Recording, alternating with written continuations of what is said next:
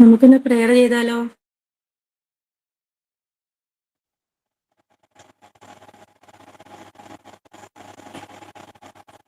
Okay, ഞാൻ എന്നാ prayer ചൊല്ലാമേ. What a friend we have in Jesus, all our sins and griefs to bear. What a privilege to carry everything to God in prayer. Oh, what is we often forfeit. Oh, what needless pain we bear. All because we do not carry everything to God in prayer. Thank you. Good afternoon, ma'am. Good afternoon, ma'am. Good afternoon, Good ma'am. afternoon. Good afternoon. Good afternoon, ma'am. Sign in parate, ma'am. Yes, please. Good afternoon, respected Jishan ma'am. My name is Ramya. I got an opportunity to sign in the class. It's a pleasure to welcome dear Jishan ma'am to our class and my dear friends. Thank you all for joining us here. Once again, I welcome dear ma'am and my dear friends. Thank you. Okay, fine. Thought of Last the day parate, ma'am. please. The fragrance of flowers spreads only in the direction of the wind, but the goodness of a person spreads in all directions. Thank you. Okay. So, നമ്മൾ last ക്ലാസ്സിൽ എന്താ പറഞ്ഞത്? Cognitive development തുടങ്ങിയായിരുന്നു.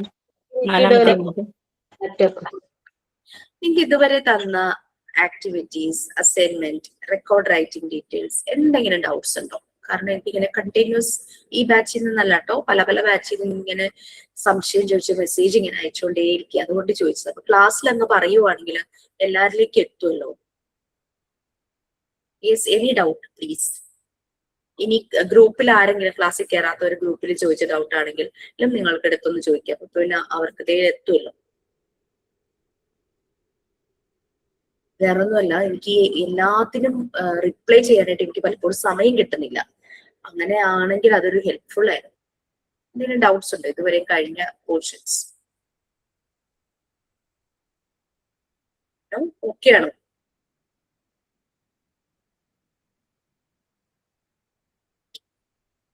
Problem ഇല്ല. So എന്തായിരുന്നു പറഞ്ഞത്? Cognitive development എവിടം വരെയായി എന്നാ പറഞ്ഞേ? ഫസ്റ്റ് 2 പാരഗ്രാഫ് പഠിപ്പിച്ചു. First 2 paragraph. ഓക്കെ. ബാക്കി എല്ലാ ഡെവലപ്മെന്റ് സ്റ്റേജസും കഴിഞ്ഞോ? നമ്മുടെ ചൈൽഡ് ഡെവലപ്മെന്റ് എന്നുള്ള സബ്ജക്റ്റില് നമുക്ക് യൂണിറ്റ് 1 തുടങ്ങി 5 വരെയാണ്. അതിലെ ബാക്കി യൂണിറ്റ്സ് എല്ലാം കഴിഞ്ഞു.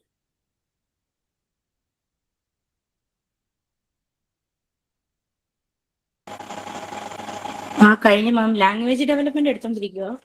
അപ്പൊ നമുക്ക് ഈ കോഗ്നിറ്റീവ് ഡെവലപ്മെന്റും ലാംഗ്വേജ് ഡെവലപ്മെന്റും കഴിയുമ്പോഴേക്കും നമുക്ക് ആ സബ്ജക്ട് കഴിയും അല്ലെ? പിന്നെ അടുത്ത സബ്ജക്റ്റ് ആയ സൈക്കോളജിയിലേക്ക് പോകാനായിട്ട്. പക്ഷെ കോഗ്നിറ്റീവ് ഡെവലപ്മെന്റ് നമ്മൾ പറഞ്ഞു, ബുദ്ധിപരമായ ആ ഒരു കാര്യങ്ങളെ കണക്ട് ചെയ്യുന്നതാണ് കോഗ്നിറ്റീവ് ഡെവലപ്മെന്റ് എന്ന് പറയുന്നത്. ഒരു കുട്ടിയുടെ ഇന്റലക്ച്വൽ ഡെവലപ്മെന്റ് അത് തന്നെയാണ് കോഗ്നിറ്റീവ് ഡെവലപ്മെന്റ്. അതായത് ഒരു കാര്യം കണ്ടു കഴിഞ്ഞാൽ അത് മനസ്സിലാക്കാനും അതിനെ വിശകലനം ചെയ്യാനും അനാലിസിസ് നടത്താനും റീസണിങ് ചെയ്യാനും അതിനെ യുക്തിപരമായ അതിനെപ്പറ്റി ആ ഒരു രീതിയിൽ ചിന്തിച്ച് അതിനെ നല്ല രീതിയിൽ മനസ്സിലാക്കാനുള്ള കഴിവ് തന്നെയാണ് കോഗ്നിറ്റീവ് ഡെവലപ്മെന്റ് എന്ന് പറയുന്നത്, ഇന്റലക്ച്വൽ ഡെവലപ്മെന്റ് എന്ന് പറയുന്നത്. അപ്പൊ ബ്രെയിൻ അതിനനുസരിച്ച് ഡെവലപ്പ് ചെയ്യണം.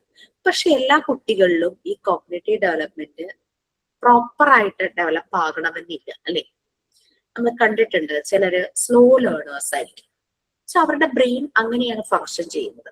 ചിലര് ഓട്ടിസ്റ്റിക് ആയിട്ടുള്ള ഇതുണ്ടാവും, ചിലർക്ക് ADHDയുടെ പ്രശ്നം ഉണ്ടാവും. അപ്പൊ അവരുടെ ഒരു പ്രോബ്ലം അല്ല, അവരുടെ ബ്രെയിൻ ഫോം ചെയ്തിരിക്കുന്ന ആ ഒരു രീതിയിലാണ്. ADHD ഉള്ള ഒരു കുട്ടിയുടെ കാര്യം എനിക്കറിയാം. ആ കുട്ടി നല്ല ഭംഗിയായിട്ട് ആൽഫബറ്റ്സ് എഴുതാൻ തുടങ്ങും. അപ്പൊ E എന്നുള്ള ലെറ്റർ അവനിങ്ങനെ എഴുതി വന്ന് പൂർത്തിയാക്കി കഴിയുമ്പോൾ അത് അവൻ അങ്ങനെ കുത്തി വരയ്ക്കാൻ തുടങ്ങും. ആ ലെറ്ററിനെ കണ്ടിന്യൂ ചെയ്തിട്ട് ഏതെങ്കിലും ഒരു എഡ്ജിൽ. അവരുടെ ബ്രെയിൻ ആ രീതിയിലാണ് ഫോം ചെയ്തിരിക്കുന്നത്. അപ്പൊ അവരെ സാധാരണ കുട്ടികളെ പഠിപ്പിക്കുന്ന രീതിയിൽ ഉള്ള പഠന രീതി, ടീച്ചിങ് മെത്തേഡ് നമുക്ക് അവർക്ക് കൊടുക്കാൻ പറ്റില്ല.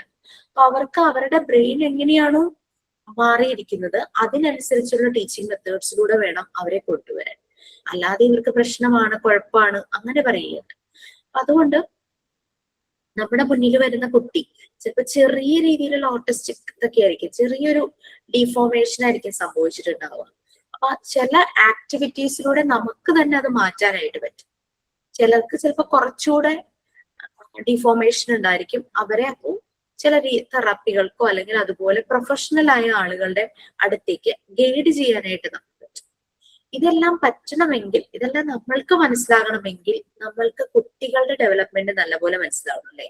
അവർക്ക് എന്തൊക്കെ വെല്ലുവിളികൾ, അവർ ഈ വളർച്ചാ കാലഘട്ടങ്ങളിൽ എന്തെല്ലാം ചലഞ്ചസിലൂടെ അവർ കടന്നു പോകുന്നു എന്നുള്ളതും അതിന്റെ ഒരു മാറ്റർ തന്നെയാണ്.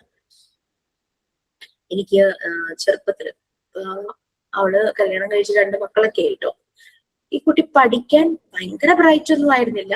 അവളുടേതായ ഒരു കഴിവിനനുസരിച്ച് അവള് കാര്യങ്ങൾ പഠിക്കുമായിരുന്നു.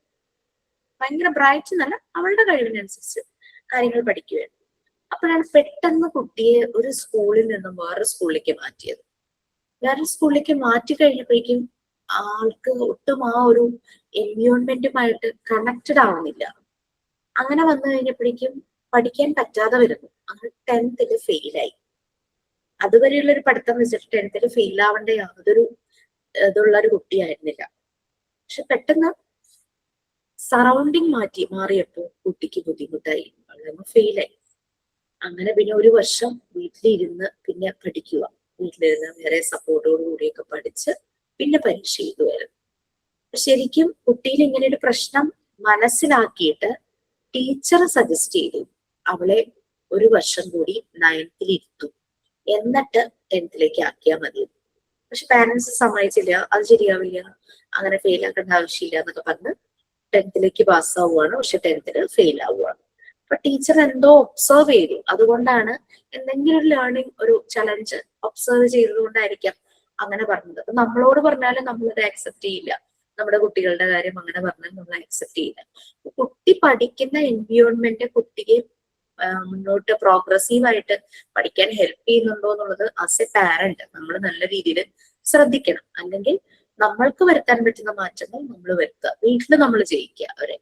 ഇപ്പൊ സ്കൂളില് അതിന്റെ എൻവയോൺമെന്റ് ഇല്ല, ഇടയ്ക്ക് വെച്ചിട്ട് സ്കൂൾ മാറ്റാൻ പറ്റാത്ത ഒരു സിറ്റുവേഷൻ ആണെങ്കിൽ സ്കൂളിൽ നമ്മളിത് ടീച്ചർമാരോടൊന്ന് ഷെയർ ചെയ്യുക, വീട്ടിൽ നമ്മൾ ശ്രദ്ധിക്കുക. അങ്ങനെ വന്നാൽ മാത്രമാണ് നമുക്ക് ആ കുട്ടിയെ പ്രോഗ്രസീവിലേക്ക് കൊണ്ടുപോകാനായിട്ട് പറ്റുള്ളൂ. ഇതെല്ലാം മനസ്സിലാക്കണമെങ്കിൽ നമ്മൾ ആദ്യം കുട്ടിയുടെ ഡെവലപ്മെന്റ് സ്റ്റേജസ് മനസ്സിലാക്കണം. ഓരോ പ്രായത്തിനും അവർക്ക് എന്തൊക്കെ മാറ്റങ്ങളാണ്, എന്തൊക്കെ പ്രോഗ്രസ് ആണ് വരുന്നത്, അങ്ങനെയുള്ള കാര്യങ്ങളെല്ലാം മനസ്സിലായാൽ മാത്രമാണ് നമുക്ക് കുട്ടികൾക്ക് പ്രോപ്പർ ആയിട്ടുള്ള ആക്ടിവിറ്റീസ് പ്രൊവൈഡ് ചെയ്യാൻ പറ്റുള്ളൂ. ഇത് മനസ്സിലാക്കണമെങ്കിൽ ഡോക്ടർ മോണ്ടിസോറിയും ഇങ്ങനെ കുട്ടികൾക്ക് വേണ്ടുന്ന ഒരു മെത്തേഡ്, ഓരോ കുട്ടിയും ഡിഫറെന്റ് ആണ്, യുണീക്ക് ആണെന്ന് മനസ്സിലാക്കി ആ കുട്ടികൾക്ക് വേണ്ടുന്ന ഒരു മെത്തേഡ് അവർ ഡിസൈൻ ചെയ്തു. അത് എത്ര വർഷത്തെ പരിശ്രമത്തിന്റെ ഫലമായിട്ട് എത്രയോ റിസർച്ച് ചെയ്തു, എത്രയോ കാര്യങ്ങൾ അവര് എക്സ്പീരിയൻസ് ചെയ്തു. അങ്ങനെയെല്ലാമാണ് അവരത് മനസ്സിലാക്കിയെടുത്തത്. അപ്പോ അതിന് അവരെ ഹെൽപ്പ് ചെയ്തത് കുറെ ചൈൽഡ് സൈക്കോളജിസ്റ്റുകളുടെ ഒബ്സർവേഷൻസ് ആയിരുന്നു.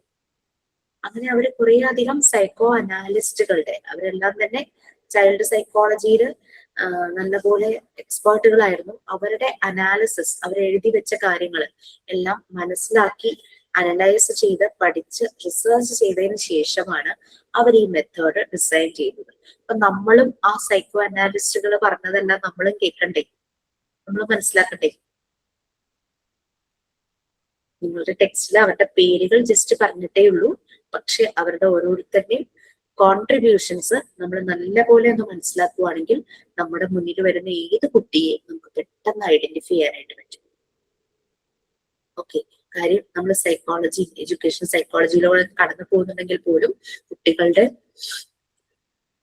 ഡെവലപ്മെന്റ് സ്റ്റേജസിൽ ഉണ്ടാവുന്ന മാറ്റങ്ങളും ചലഞ്ചസും പ്രോഗ്രസും മനസ്സിലായി കഴിഞ്ഞാൽ നമുക്ക് പെട്ടെന്ന് തന്നെ നമ്മുടെ വീട്ടിലെ കുട്ടികളാണെങ്കിലും ശരി, അയൽപക്കത്തെ നൈബർഹുഡിലെ കുട്ടികളാണെങ്കിലും ശരി, നാളെ നമ്മൾ പഠിപ്പിക്കാൻ പോകുന്ന സ്കൂളിലെ കുട്ടികൾ അല്ലെങ്കിൽ ട്യൂഷൻ എടുക്കുന്ന കുട്ടികൾ, അവരിൽ നമുക്ക് നല്ല രീതിയിൽ ഇടപെടൽ നടത്താനായിട്ട് പറ്റും.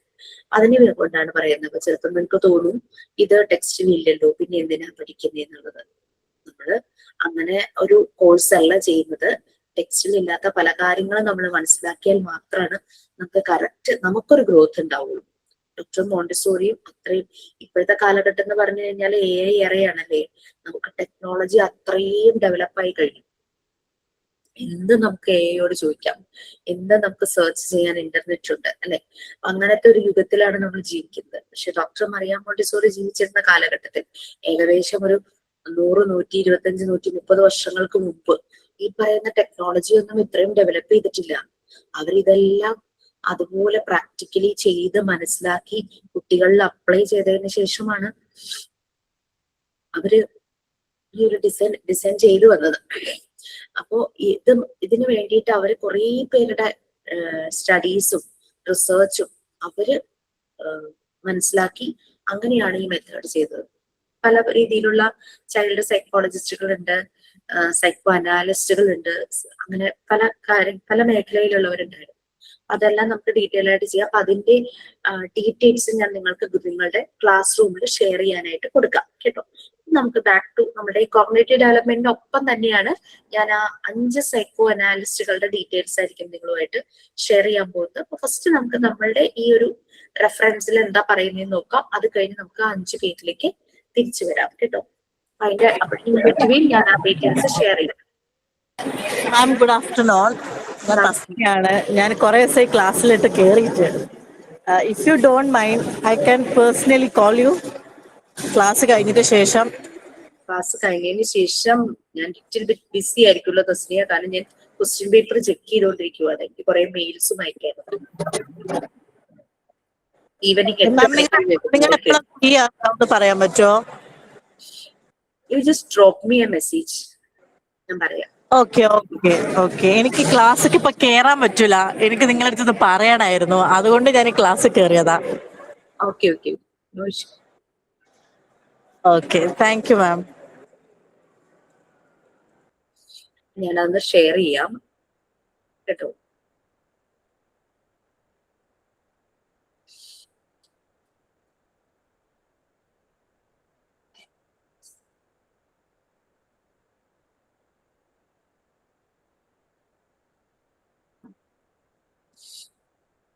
നമ്മുടെ ഇൻട്രൊഡക്ഷൻ എല്ലാം നമ്മൾ പറഞ്ഞു കോഗ്നിറ്റീവ് ഡെവലപ്മെന്റിൽ എവിടെയെങ്കിലും നമുക്കൊരു ഡിഫോർമേഷൻ ഉണ്ടെങ്കിൽ അത് ആ കുട്ടിയുടെ ബാക്കി ഡെവലപ്മെന്റിന് ഒരു റിഫ്ലക്ഷൻ പോലെ നമുക്ക് കാണാം.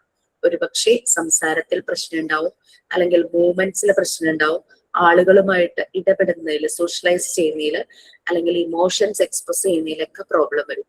കുറച്ച് മെന്റലി ചലഞ്ചറായ കുട്ടികളിൽ ഈ എല്ലാ ഇഷ്യൂസും ചില കുട്ടികളിൽ നമ്മൾ കാണാറുണ്ടല്ലേ. അവർ സോഷ്യലൈസ് ചെയ്യാൻ ഇമോഷൻസ് അവർക്ക് എക്സ്പ്രസ് ചെയ്യാൻ പറ്റാതെ വരിക, എന്താണ് വേദന, പെയിൻ, മറ്റുള്ളവരുടെ പെയിൻ മനസ്സിലാക്കാൻ ചിലപ്പോൾ പറ്റില്ല. ഒരാളെ നഷ്ടപ്പെട്ടു പോയിട്ടുണ്ടെങ്കിൽ അങ്ങനെ ഒരാൾ ഇനി ഇല്ല എന്നുള്ളത് അവർക്ക് മനസ്സിലാവില്ല. അങ്ങനെ പല പല കാര്യങ്ങളും ഉണ്ടാവും. യൂണിറ്റ് 4 അല്ലേ, 2 അല്ലേ?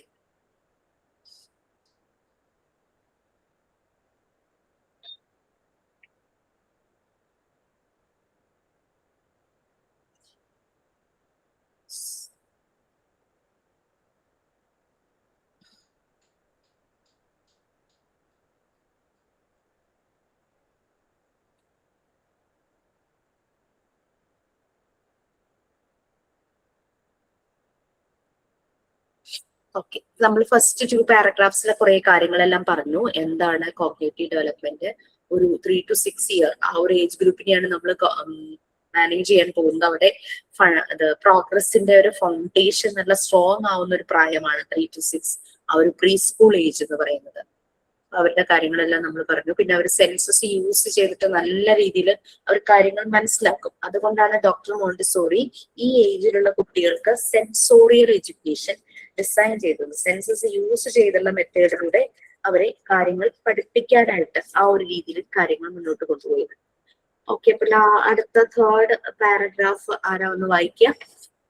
ഫസ്റ്റ് 2 പാരഗ്രാഫ്സ് കഴിഞ്ഞു എന്നല്ലേ പറഞ്ഞേ?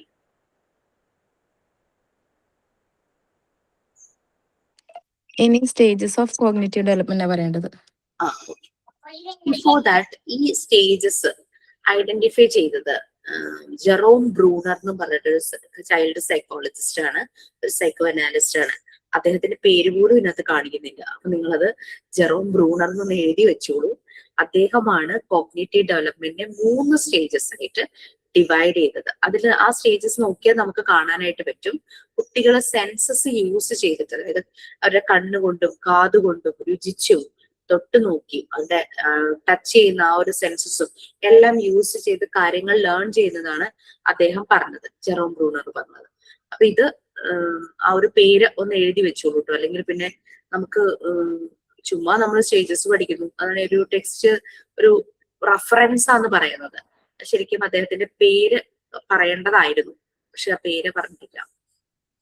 Jerome Bruner, JEROME, Bruner BRUNER.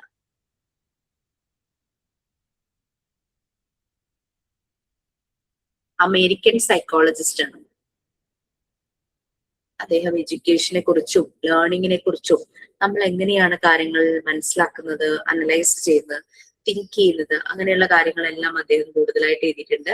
ഈ ഒരു സമയത്ത് കുട്ടികൾ എങ്ങനെയാണ് ലേണിങ്ങിലൂടെ പോകുന്നത്, അങ്ങനെ ബ്രൂണർ അതിനെ പറ്റിയെല്ലാം പറഞ്ഞിട്ടുണ്ടായിരുന്നു.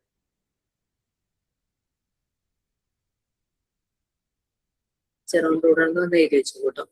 സെർച്ച് ചെയ്താൽ കുറെ ഡീറ്റെയിൽസ് ഈ സ്റ്റേജസിനെ കുറിച്ചൊക്കെ വളരെ സിമ്പിൾ ആയിട്ടുള്ള കാര്യങ്ങളെല്ലാം നമുക്ക് കാണാനായിട്ട് പറ്റും. Jerome Bruner. ആ പേരൊന്നുകൂടെ പറയാമോ മാം? ജെറോം ബ്രൂണർ, JE ഞാൻ ചാറ്റ് ബോക്സിൽ ടൈപ്പ് ചെയ്യാം.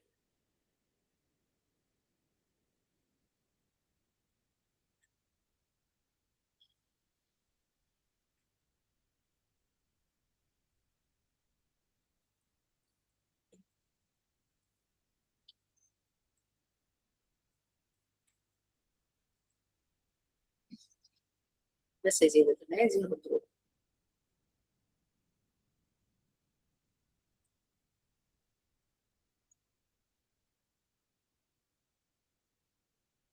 ഓക്കെ, 3 സ്റ്റേജസ് ആയിട്ട് അദ്ദേഹം പറഞ്ഞിട്ടുണ്ട്. ആ 3 സ്റ്റേജസ് ഇനാക്റ്റീവ് സ്റ്റേജ്, ജസ്റ്റ് അതൊന്ന് ബ്രീഫ് ചെയ്യാം. അതൊരു ആക്ഷൻ ബേസ്ഡ് ആയിട്ടുള്ള സ്റ്റേജ് ആണ്.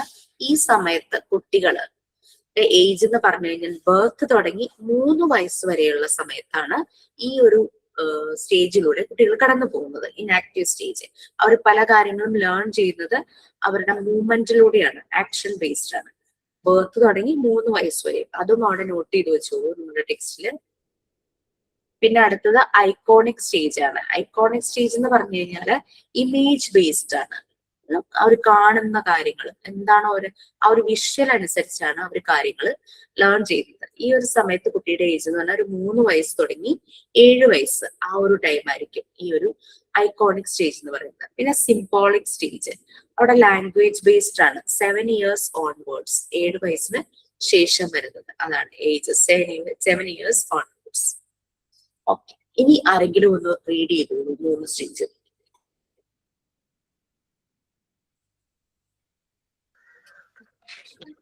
Stages of cognitive development. Inactive stage. This stage is characterized by the child's description of things and events in terms of suitable motor responses activities. In this stage, the child knows the world only through the medium of operation, not through the words or images. For example, the infant understands his environment by touching, biting, and grasping. Iconic stage. This stage is characterized by child's description of things and events in terms of audio-visual images or mental picture. In this stage, information is gained by imagery and the child is prisoner of his affective world. Symbolic stage. During this stage, symbolic representation in the form of words, symbols, and other imaginary abstract phenomena take the place of motor activities and audio-visual images. Here, the child uses symbolic activities such as language and mathematics. Okay. So, Jerome Bruner, cognitive development, ഒരു മനുഷ്യന്റെ അല്ലെങ്കിൽ ഒരു കുട്ടിയുടെ ആ ഒരു ബുദ്ധിയുടെ development അതിനെ 3 stages ആയിട്ട് ഡിവൈഡ് ചെയ്തിട്ടുണ്ട്. അതിന്റെ ഫസ്റ്റ് സ്റ്റേജ് ആണ് ഇനാക്റ്റീവ് സ്റ്റേജ്. ഇനാക്റ്റീവ് സ്റ്റേജ് എന്ന് പറഞ്ഞു കഴിഞ്ഞാൽ ആക്ഷൻ ബേസ്ഡ് ആണ്. കുട്ടി മൂവ്മെന്റിലൂടെയാണ് കാര്യങ്ങൾ മനസ്സിലാക്കുന്നത്. പലതും അതായത് ആക്ടിവിറ്റീസിലൂടെ, അതായത് മോട്ടോർ മൂവ്മെന്റ്. നമുക്കറിയാം കുഞ്ഞ് ജനിക്കുമ്പോ തന്നെ ഇങ്ങനെ കിടക്കുകയുള്ളൂ, ഒരാളുടെ സഹായം വേണം. കുറച്ചൊരു 3 മാസം ആവുമ്പോഴേക്കും അവര് പതുക്കെ കമഴ്ന്ന് വീഴാൻ തുടങ്ങും. പിന്നെ എഴയാനായിട്ട് തുടങ്ങും. എഴഞ്ഞ് പോകുമ്പോൾ മുന്നിൽ കാണുന്നതൊക്കെ കൈകൊണ്ട് പിടിക്കാൻ നോക്കും. പിടിച്ചാലും അവരുടെ കയ്യിൽ നിന്ന് പെട്ടെന്ന് തന്നെ താഴെ വീഴും. അധികം നേരം പിടിച്ചുകൊണ്ടിരിക്കാൻ പറ്റില്ല, കാരണം അവരുടെ ചെറിയ മസിൽസ് ഡെവലപ്പ് ആയിട്ടില്ല ആ ഒരു സമയത്ത്. അപ്പൊ ഇങ്ങനെ ഇവരുടെ കളിപ്പാട്ടങ്ങളൊക്കെ അവർ പിടിക്കാനും ഒക്കെ ആയിട്ട് തോന്നും. പിന്നെ കൈ കിട്ടുന്ന കടിക്കാനും ഒക്കെ ആയിട്ട് തോന്നും. പിന്നെ എന്തെങ്കിലും അകലെ അനങ്ങുന്ന കണ്ടു കഴിഞ്ഞാൽ അങ്ങോട്ട് അവർ ശ്രദ്ധിക്കും. അമ്മ ഇങ്ങനെ നടന്ന് നീങ്ങുന്ന കണ്ടു കഴിഞ്ഞാൽ അമ്മ പോകുന്ന വഴിയെ അവരുടെ കണ്ണിങ്ങനെ പോകും. അപ്പൊ ആ ഒരു രീതിയിലാണ് കുട്ടികള് പല കാര്യങ്ങളും മനസ്സിലാക്കുന്നത്, അല്ലെ? ഏജ് ബർത്ത് തുടങ്ങി 3 വയസ്സ് വരെയാണ്. ഫിസിക്കൽ ആക്ഷൻസിലൂടെയാണ് അവരുടെ ലേണിംഗ് നടക്കുന്നത്. പിന്നെ എൻവയോൺമെന്റുമായിട്ട് അവർ ഡയറക്റ്റ് കോണ്ടാക്ട് ചെയ്യും. എന്ന് വെച്ചാൽ അത് അത്ര വൈഡ് അല്ല, ചെറിയ കുട്ടിയായത് കാരണം അത്രയും അവർ പോകുന്ന സ്ഥലങ്ങൾ ലിമിറ്റഡ് ആയിരിക്കുമല്ലോ. എൻവയോൺമെന്റുമായിട്ട് അവര് ഇന്ററാക്ട് ചെയ്യാനായിട്ട് തുടങ്ങും. 3 വയസ്സൊക്കെ ആകാറാവുമ്പോഴാണ്, 1.5 വയസ്സൊക്കെ ആകുമ്പോഴേക്കും കൂടുതലായിട്ട് പുറത്തേക്ക് ഇറങ്ങി എക്സ്പ്ലോർ ചെയ്യാനായിട്ട് തുടങ്ങും. അങ്ങനെ പുറത്തുപോയി സോഷ്യലൈസ് ചെയ്യാനായിട്ട് തുടങ്ങും. നെക്സ്റ്റ് ഐക്കോണിക് സ്റ്റേജ് ആണ്. ഐക്കോണിക് സ്റ്റേജ് എന്ന് പറഞ്ഞു കഴിഞ്ഞാല് ഇമേജ് ബേസ്ഡ് ആണ്. ഇമേജ് ബേസ്ഡ് എന്ന് പറഞ്ഞാൽ ഒരു 3 വയസ്സ് തുടങ്ങി 7 വയസ്സ് വരെയുള്ള സമയത്ത്, ഈ സമയത്ത് കുട്ടികൾ കാര്യങ്ങൾ പലതും കേൾക്കുന്നതും കാണുന്നതുമായിട്ടുള്ള കാര്യങ്ങള് ഇതെല്ലാം ഇവരുടെ മനസ്സിൽ ഒരു പിക്ചർ പോലെ രജിസ്റ്റർ ആയിട്ടുണ്ടാവും, ഒരു mental picture. Child's description of things, ആ ഒരു സ്റ്റേജിൽ വരുന്നത് child's description of things and events. അതെങ്ങനെയാന്ന് വെച്ചാൽ അവർ കേൾക്കുന്നത് കാണുന്നത് എല്ലാം ഒരു മെന്റൽ ഇമേജ് പോലെ അത് സ്റ്റോർ ചെയ്യും ഈ സ്റ്റേജില്. ഇപ്പൊ 3 വയസ്സിന് ശേഷം ആയതുകൊണ്ട് ഇവർക്ക് നല്ല ഓർമ്മയാകും, മെമ്മറി നല്ല ഷാർപ്പ് ആവാൻ തുടങ്ങുന്ന സമയമാണ്. അത് ചിലപ്പോൾ ലൈഫ് ലോങ് നമുക്ക് ഓർമ്മയുണ്ടാവും. നമുക്കിപ്പോ ഇപ്പോഴും നമ്മൾ 4ാം ക്ലാസ്സിലെ സമയത്ത് 4 വയസ്സുള്ള സമയത്തൊക്കെ പല കാര്യങ്ങളും നല്ല ഓർമ്മയുണ്ടല്ലേ. അപ്പൊ അതുപോലെ ഈ ഒരു സമയത്ത് നല്ല മെമ്മറി നല്ല ഷാർപ്പാവുന്ന സമയമാണ്. ഇൻഫർമേഷൻസ് ഇമേജറി പിക്ചേഴ്സിലൂടെ, ഇമേജിലൂടെ, വിഷ്വൽസിലൂടെയാണ് കിട്ടുന്നത്. അങ്ങനെ അവൻ അവന്റേതായ ഒരു ലോകത്തിലൊരു പ്രിസണർ പോലെയാണ്. The child is A prisoner of his affective world. എന്തൊക്കെയാണോ അവൻ ചുറ്റുപാടും കാണുന്നത് അതെല്ലാം അവൻ ആ വിഷ്വൽസ് ഒക്കെ മനസ്സിലാക്കി അതൊരു മെന്റൽ ഇമേജ് പോലെ അവന്റെ ബ്രെയിനിൽ രജിസ്റ്റർ ആയിട്ടുണ്ടായിരിക്കും. നെക്സ്റ്റ് വൺ എന്ന് പറഞ്ഞു കഴിഞ്ഞാല് നമ്മൾ ഈ 3 to 7 ഇയേഴ്സിന്റെ കുട്ടികളുടെ കാര്യം പറഞ്ഞപ്പോൾ നമുക്കറിയാം ഈ ഒരു പ്രായത്തില് സ്കൂളിലും ചേർക്കുന്ന സമയമാണ് അല്ലെ. 3 വയസ്സൊക്കെ കഴിയുമ്പോൾ അംഗൻവാടികള്, പ്ലേ സ്കൂള് അങ്ങനെയൊക്കെ കൊണ്ടുപോയി ചേർക്കും, പ്രീ സ്കൂൾ അങ്ങനെയൊക്കെ ചേർക്കും. അപ്പൊ ഇവിടെ കുട്ടികളെ നമ്മൾ വിഷ്വൽസ് യൂസ് ചെയ്ത് കാര്യങ്ങൾ പറഞ്ഞു കൊടുക്കുമ്പോൾ നമുക്ക് നല്ല ഇൻട്രസ്റ്റ് ആയിരിക്കും. പ്രത്യേകിച്ച് ഗ്ലോബ് അങ്ങനത്തെ പിന്നെ എന്തെങ്കിലും പിക്ചറൊക്കെ കാണിച്ചു കൊടുക്കുമ്പോൾ അവർ പെട്ടെന്ന് തന്നെ കാര്യങ്ങൾ അവർ കൺസീവ് ചെയ്യും, അവർ മനസ്സിലാക്കും. ഈ ഒരു സമയത്ത് എന്ത് കാര്യവും നമുക്ക് പിക്ചേഴ്സ് യൂസ് ചെയ്ത് എക്സ്പ്ലെയിൻ ചെയ്താൽ കുട്ടി മനസ്സിലാക്കുന്ന ഒരു ടൈമാണ് ഈ ഐക്കോണിക് സ്റ്റേജ് എന്ന് പറയുന്നത്. ഇനി 7 ഇയേഴ്സ് ഓൺവേർഡ്സ് സിംബോളിക് റെപ്രസെന്റേഷൻ ആണ് അവിടെ വരുന്നത്. സിംബോളിക് സ്റ്റേജ് ആണ്. അപ്പൊ ലാംഗ്വേജ് ബേസ്ഡ്, അപ്പോഴേക്കും അവരുടെ ലാംഗ്വേജ് ഒക്കെ ഒന്ന് ഫോം ചെയ്തിട്ടുണ്ട് ഈ ഒരു സമയത്ത്. അവർ വേർഡ്സ്, സിംബൽസ്, അതുപോലെ തന്നെ ചില കാര്യങ്ങൾ, അതായത് 7 വയസ്സെന്നൊക്കെ പറയുമ്പോൾ അവര് അസ്യൂം ചെയ്ത് ആലോചിച്ച് മനസ്സിലാക്കി ചെയ്യും. 7 വയസ്സിനൊക്കെ താഴെയുള്ള കുട്ടികൾ എന്ന് പറഞ്ഞു കഴിഞ്ഞാൽ അവർക്ക് കോൺക്രീറ്റ് ഐഡിയാസ് മാത്രമേ വരുള്ളൂ. അതായത് അവർക്ക് കാണുന്നതും തൊട്ട് നോക്കാൻ പറ്റുന്നതും കയ്യിലെടുത്ത് നോക്കാൻ പറ്റുന്ന കാര്യങ്ങൾ പറഞ്ഞാലേ അവർക്ക് മനസ്സിലാവുള്ളൂ. ഏറ്റവും ചെറിയൊരു കുട്ടിയുടെ അടുത്ത്, ഒരു 3 വയസ്സ് 4 വയസ്സ് വരെയുള്ള ഒരു കുട്ടിയുടെ അടുത്ത് നിന്റെ കയ്യില് 10 ചോക്ലേറ്റ്സ് ഉണ്ട്, അതിൽ നിന്നും 5 എണ്ണം നിന്റെ ഫ്രണ്ടിന് കൊടുത്താൽ എത്രയാണെന്ന് ചോദിച്ചു കഴിഞ്ഞാൽ ചിലപ്പോ ആ ഒരു ചെറിയ ഏജിൽ കുട്ടികൾക്ക് പറയാൻ അറിയും, പെട്ടെന്ന് ഓർത്ത് മനസ്സിലാക്കി പറയാനായിട്ട് പറ്റില്ല. അതേസമയം ഇവരുടെ കയ്യിലൊരു 10 ചോക്ലേറ്റ് കൊടുത്തിട്ട് ഇതിൽ നിന്നും 5 എണ്ണം തരൂന്ന് പറഞ്ഞ് കറക്റ്റ് അവർക്ക് കൗണ്ടിങ് അറിയാമെങ്കിൽ അവർ കൗണ്ട് ചെയ്ത് 5 എണ്ണം എടുത്ത് കൊടുക്കും. അല്ലെങ്കിൽ 5 എണ്ണം ഞാൻ എടുക്കുന്നു എന്ന് പറഞ്ഞ് നമ്മൾ എടുത്തു കഴിഞ്ഞ് ബാക്കി എത്രയുണ്ടെന്ന് ചോദിച്ചാൽ അവർക്ക് അത് നോക്കി അവർക്ക് പറയാൻ പറ്റും. അല്ലാതെ നമ്മൾ മനസ്സിൽ വിചാരിച്ച് പറയാൻ പറഞ്ഞു കഴിഞ്ഞാൽ അങ്ങനെയുള്ള ഐഡിയ, അബ്സ്ട്രാക്ട് ഐഡിയ കുട്ടിക്ക് വരില്ല. അതിനവര് 7 വയസ്സൊക്കെ കഴിയുമ്പോൾ പതുക്കെ പതുക്കെ ഈ അബ്സ്ട്രാക്ട് ഐഡിയ അവർക്ക് ഡെവലപ്പ് ചെയ്യാനായിട്ട് തുടങ്ങും. ഇല്ലാത്തൊരു കാര്യം ഇമാജിൻ ചെയ്ത് മനസ്സിലാക്കി അവരത് എക്സ്പ്ലെയിൻ ചെയ്യാനായിട്ട് തുടങ്ങും. എക്സാമ്പിൾ ഇപ്പൊ മാത്സിലൊക്കെയാണ് കൂടുതൽ അത് നമ്മൾ പറയുന്നത്. അതായത് ഒരു നമ്പറിന്റെ കൂടെ 0 ആഡ് ചെയ്താൽ എന്ത് കിട്ടും? അപ്പൊ സെയിം നമ്പർ എന്ന് തന്നെ പറയാനായിട്ട് അവരൊരു 7 ഇയേഴ്സ് ഒക്കെ ആകുമ്പോഴേക്കും അവർ പഠിച്ചിരിക്കും. കാരണം അത് അവര് മനസ്സിൽ ആലോചിച്ച് 0 എന്ന് പറഞ്ഞാൽ നത്തിങ് ആണല്ലോ, 0 ആഡ് ചെയ്തപ്പോ ഒന്നും കിട്ടില്ലല്ലോ എന്ന് പറയാനായിട്ട് അവർക്ക് പറ്റും. ആ രീതിയിലാണ് പോകുന്നത്.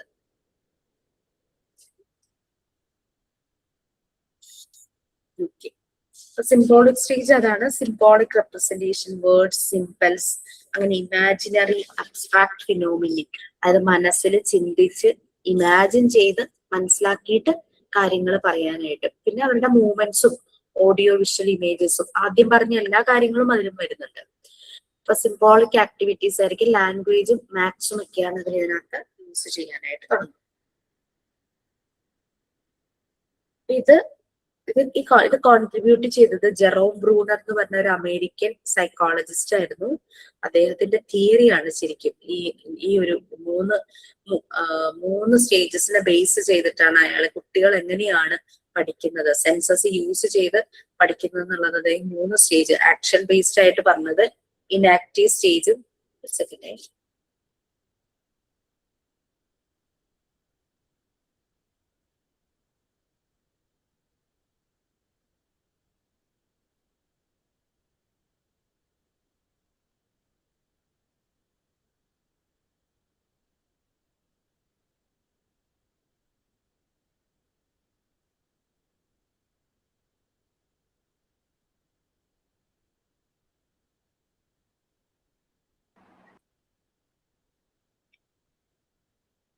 ഇനാക്റ്റീവ് സ്റ്റേജ് ആക്ഷൻ ബേസ്ഡ് ആണ്. ഐക്കോണിക് സ്റ്റേജ് ഇമേജ് ബേസ്ഡ് ആണ്.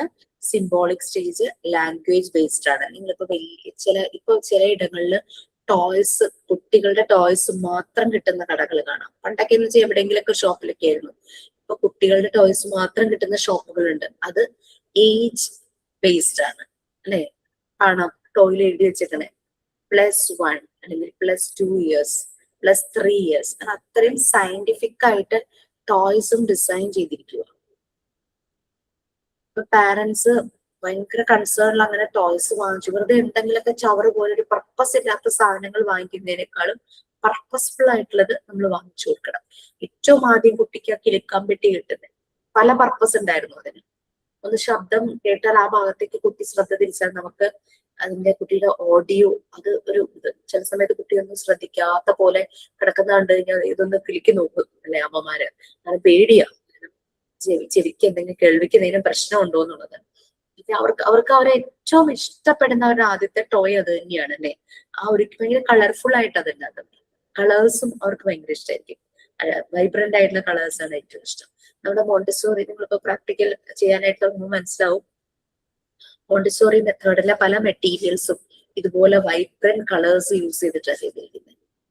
അങ്ങനെ കളറ് സെൻസ് ചെയ്തിട്ടാണ് പല കാര്യങ്ങളും അവർ പഠിക്കുന്നത്. ചില നമ്പേഴ്സിനെ കളർ വെച്ചിട്ട് റെപ്രസെന്റ് ചെയ്തിട്ടുണ്ട്. പിന്നെ ഈ മാത്സിലെ പ്ലേസ് വാല്യൂ ഒക്കെ ഉണ്ടല്ലോ, 1s, 10s, 100s ഒക്കെ. ആ പ്ലേസ് വാല്യൂ കളർ വെച്ചിട്ടാണ് അവർ ഐഡന്റിഫൈ ചെയ്യുന്നത്. അങ്ങനെയൊക്കെയാണ് മോണ്ടിസോറി മെത്തേഡ്. അതൊക്കെ നമ്മൾ പ്രാക്ടിക്കൽസ് വരുമ്പോൾ മനസ്സിലാവും കേട്ടോ. ഇങ്ങനെ 3 സ്റ്റേജസ് ആയിട്ട് അദ്ദേഹം ഇതിനെ ഡിവൈഡ് ചെയ്തു. അപ്പൊ ആ ഒരു മോഡല് ശരിക്കും ആ ഒരു സെൻസസ് യൂസ് ചെയ്തിട്ടാണ് ഇതെല്ലാം പഠിക്കുന്നത് എന്നുള്ള രീതിയിൽ ജെറോം ബ്രൂണർ കോഗ്നിറ്റീവ് ഡെവലപ്മെന്റിനെ പറ്റി 3 സ്റ്റേജിന്റെ തിയറിയിൽ പറയുന്നുണ്ട്. അപ്പൊ ഇത് നമുക്കും എക്സ്പീരിയൻസ് ചെയ്തിട്ടുണ്ടാവും. നമ്മളുടെ വീട്ടിൽ കുഞ്ഞു കുട്ടികൾ ഉണ്ടെങ്കിൽ അവരിതുപോലെ കളർ കാണുമ്പോൾ ഭയങ്കര അട്രാക്റ്റീവ് കളർ, അവർ കുറേ നേരം എത്ര മണിക്കൂറുകൾ വേണമെങ്കിലും ആ കളറുള്ള സാധനം കയ്യിൽ പിടിക്കാനോ അല്ലെങ്കിൽ ആ കളറിലേക്ക് തന്നെ നോക്കിയിരിക്കാനോ, അല്ലെങ്കിൽ ഈ ശബ്ദങ്ങൾ ഇതുപോലെ കിളിക്കാൻ പറ്റി അങ്ങനെയുള്ള ചില സൗണ്ട്സ് അവർ ശ്രദ്ധിക്കുകയും അത് പക്ഷികളുടെയോ മൃഗങ്ങളുടെയോ ഒക്കെയോ ശബ്ദങ്ങളും ആളുകളുടെ ശബ്ദങ്ങൾ, ചില ആളുകളുടെ ശബ്ദം കേൾക്കുമ്പോൾ അവരും തല ഉയർത്തി നോക്കും. പിന്നെ അച്ഛൻ ജോലിക്ക് പോകുന്നത് സ്കൂട്ടറിലാന്ന് വിചാരിക്കാം, തിരിച്ച സ്കൂട്ടറിന്റെ ശബ്ദം കേൾക്കുമ്പോൾ ശബ്ദം കേട്ട ഭാഗത്തേക്ക് നോക്കും. ഓടി നടക്കുന്ന പ്രായമാണെങ്കിൽ അങ്ങോട്ട് ഓടിപ്പോകും. അമ്മയുടെ നിഴല് കാണുമ്പോൾ അല്ലെങ്കിൽ അമ്മ ഇങ്ങനെ മൂവ് ചെയ്യുന്ന കാണുമ്പോൾ, ഡ്രസ്സ് കാണുമ്പോൾ പെട്ടെന്ന് അവർക്ക് അമ്മയെന്ന് അവർ ഐഡന്റിഫൈ ചെയ്തുകൊണ്ട് അങ്ങനെ അതിനനുസരിച്ചുള്ള എക്സ്പ്രഷൻ കാണിക്കും. അമ്മയുടെ സ്മെൽ ആദ്യം തിരിച്ചറിയും, ടച്ച് ആദ്യം തിരിച്ചറിയും. എല്ലാം സെൻസസ് യൂസ് ചെയ്തിട്ടാണ് കുട്ടികൾ പഠിക്കുന്നത്. പിന്നെ എൻവിയോൺമെന്റിലെ പല മാറ്റങ്ങളും അവർക്ക് പിന്നെ അതൊരു ഓർഡർ ആയിട്ട് മാറും. വീട്ടില് അതർ സിബ്ലിങ്സ് ഉണ്ടെങ്കിൽ അവർ സ്കൂളിൽ പോകുന്നുണ്ടാവുമായിരിക്കും. അപ്പൊ അവർ സ്കൂളിൽ പോകുന്ന ടൈമും അറിയാം, സ്കൂളിൽ നിന്ന് തിരിച്ചു വരുന്ന സമയം അറിയാം. ഉറങ്ങാതെയൊക്കെ ചിലപ്പോൾ കാത്തിരിക്കും ചേട്ടനോ ചേച്ചിയോ ആരെങ്കിലും ഒക്കെ വരുന്നത് നോക്കി. അപ്പൊ അങ്ങനെ കുട്ടികൾ പല കാര്യങ്ങളും സെൻസസ് യൂസ് ചെയ്തിട്ട്, ഇപ്പൊ മീൻകാരൻ മീൻവണ്ടിയായിട്ട് പോകുന്നത് അതവർ പെട്ടെന്ന് ഐഡന്റിഫൈ ചെയ്യും. അവരതിന് എന്തെങ്കിലും അവരുടേതായ ഭാഷയിൽ പറയുകയും ചെയ്യും. വീട്ടിൽ സ്ഥിരമായി വരുന്ന ആരെങ്കിലും ഉണ്ടെങ്കിൽ അവരെ പെട്ടെന്ന് ഐഡന്റിഫൈ ചെയ്യും. അങ്ങനെ അവരുടെ ശബ്ദം ഒക്കെ ഐഡന്റിഫൈ ചെയ്യും. അങ്ങനെ ബ്രൂണറുടെ തിയറി അതായിരുന്നു കോഗ്നിറ്റീവ് ഡെവലപ്മെന്റിനെ കുറിച്ച്. ബ്രൂണർ പറഞ്ഞ പോലെ തന്നെ കുട്ടികളുടെ കോഗ്നിറ്റീവ് ഡെവലപ്മെന്റിനെ ഡിവൈഡ് ചെയ്ത വേറൊരു ചൈൽഡ് സൈക്കോളജിസ്റ്റ് ഉണ്ട്, ഒരു സൈക്കോ അനാലിസ്റ്റ് ഉണ്ട്. അദ്ദേഹത്തിന്റെ പേര് ജീൻ പിയാജെ എന്നാണ്. നമ്മളത് പറയുന്നുണ്ട് ജീൻ പിയാജെയുടെ കാര്യം. അദ്ദേഹം 4 സ്റ്റേജസ് ആയിട്ടാണ് ഈ കോഗ്നിറ്റീവ് ഡെവലപ്മെന്റിനെ ഡിവൈഡ് ചെയ്തത്. ബ്രൂണർ അതിനെ 3 സ്റ്റേജ് ആയിട്ട് ഡിവൈഡ് ചെയ്തു, അദ്ദേഹം അതിനെ 4 ആയിട്ട് ഡിവൈഡ് ചെയ്തു. അപ്പൊ ഞാൻ ജസ്റ്റ് അതൊന്ന് പറയാം, നിങ്ങൾക്ക് അതിന്റെ ഡീറ്റെയിൽസ് അയച്ചു തരാം. നിങ്ങൾക്ക് നാളത്തെ ക്ലാസ്സിൽ തന്നെ ഒന്നുകൂടെ പറയാം. കാരണം ബ്രൂണറുടെ കൂടെ കമ്പയർ ചെയ്തൊന്ന് പറയുവാണെങ്കിൽ പെട്ടെന്ന് ബ്രൂണറുടെ ഇത് മനസ്സിലാകും, അതും മനസ്സിലാകും. അതുകൊണ്ടാണ് ഞാൻ 4 എണ്ണം പറയാന്ന് പറഞ്ഞത്. ബ്രൂണർ എന്താണ് പറഞ്ഞത്? കുട്ടികള് സെൻസസ് യൂസ് ചെയ്തിട്ടാണ് എല്ലാം പഠിക്കുന്നത്. അവർ എൻവിയോൺമെന്റുമായിട്ട് കാര്യങ്ങൾ കണക്ട് ചെയ്യുന്നു. സെൻസസ് യൂസ് ചെയ്തിട്ട് എൻവിയോൺമെന്റിൽ കാണുന്ന പല കാര്യങ്ങളുമായിട്ട് കണക്ട് ചെയ്ത് അവർ പഠിക്കുന്നു. ആദ്യം അവർക്ക് മൂവ്മെന്റ് ആണെങ്കിൽ പിന്നെ അത് അവര് ഇമേജിലൂടെ, വിഷ്വൽസിലൂടെ പഠിക്കുന്നു, പിന്നെ ഓഡിയോയിലൂടെ പഠിക്കുന്നു. അങ്ങനെ മൂവ്മെന്റും ഇമേജും ഓഡിയോയും അവരുടെ ഡെവലപ്മെന്റിനെ മുന്നോട്ട് കൊണ്ടുപോകുന്നു എന്നുള്ള രീതിയിലാണ് ബ്രൂണറുടെ തിയറി പറയുന്നത്. നെക്സ്റ്റ് പിയാജെ ആണ്, ജീൻ പിയാജെ. സ്പെല്ലിംഗ് ഞാൻ എഴുതാം.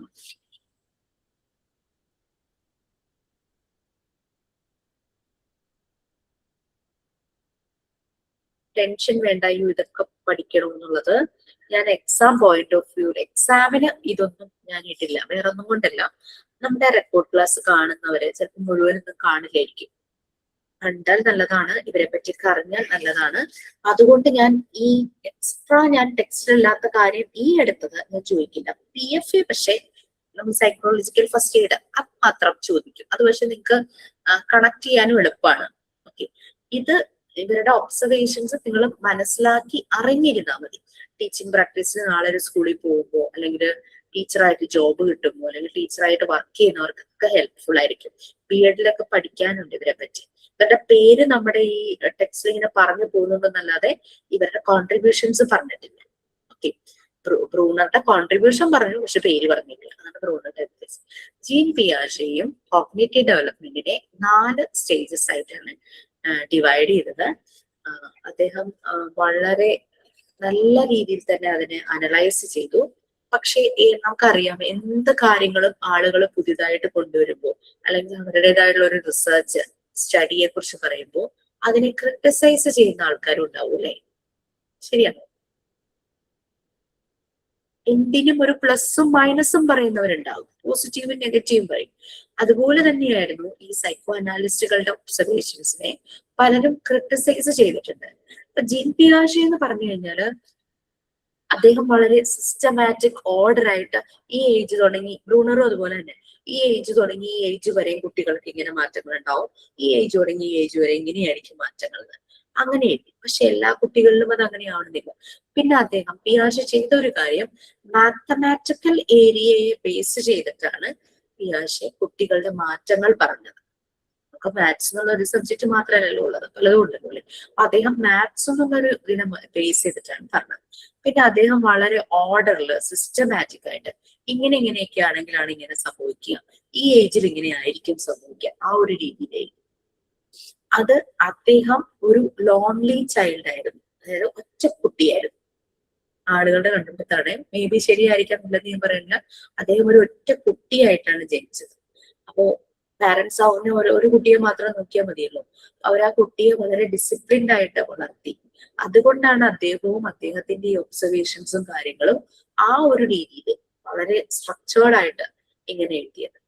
അതേസമയം അദ്ദേഹം വലിയൊരു ജോയിന്റ് ഫാമിലിയിലായിരുന്നു, നല്ല രീതിയിൽ സോഷ്യലൈസ് ചെയ്യുന്ന ഒരു വ്യക്തിയായിരുന്നെങ്കിൽ അദ്ദേഹം ഇതുപോലെ എഴുതുന്നതായിരുന്നു. പക്ഷെ ഇദ്ദേഹത്തിന്റെ ഒബ്സർവേഷൻസ് എല്ലാം ഡോക്ടർ മോണ്ടിസോറിയെ വളരെയധികം ഹെൽപ്പ് ചെയ്തു.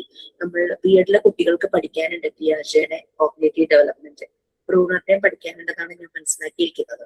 അവർക്ക് നല്ല രീതിയിൽ അവരതിന് നോട്ട്സ് ഒക്കെ പ്രിപ്പയർ ചെയ്തിട്ടുണ്ട്. ആരെങ്കിലും ബി.എഡ് ഉണ്ടെങ്കിൽ, ചില ക്ലാസ്സുകളിൽ ബി.എഡിന് പഠിക്കുന്ന കുട്ടികളുണ്ടെന്നാണ് എന്റെ ഒരു അറിവ്.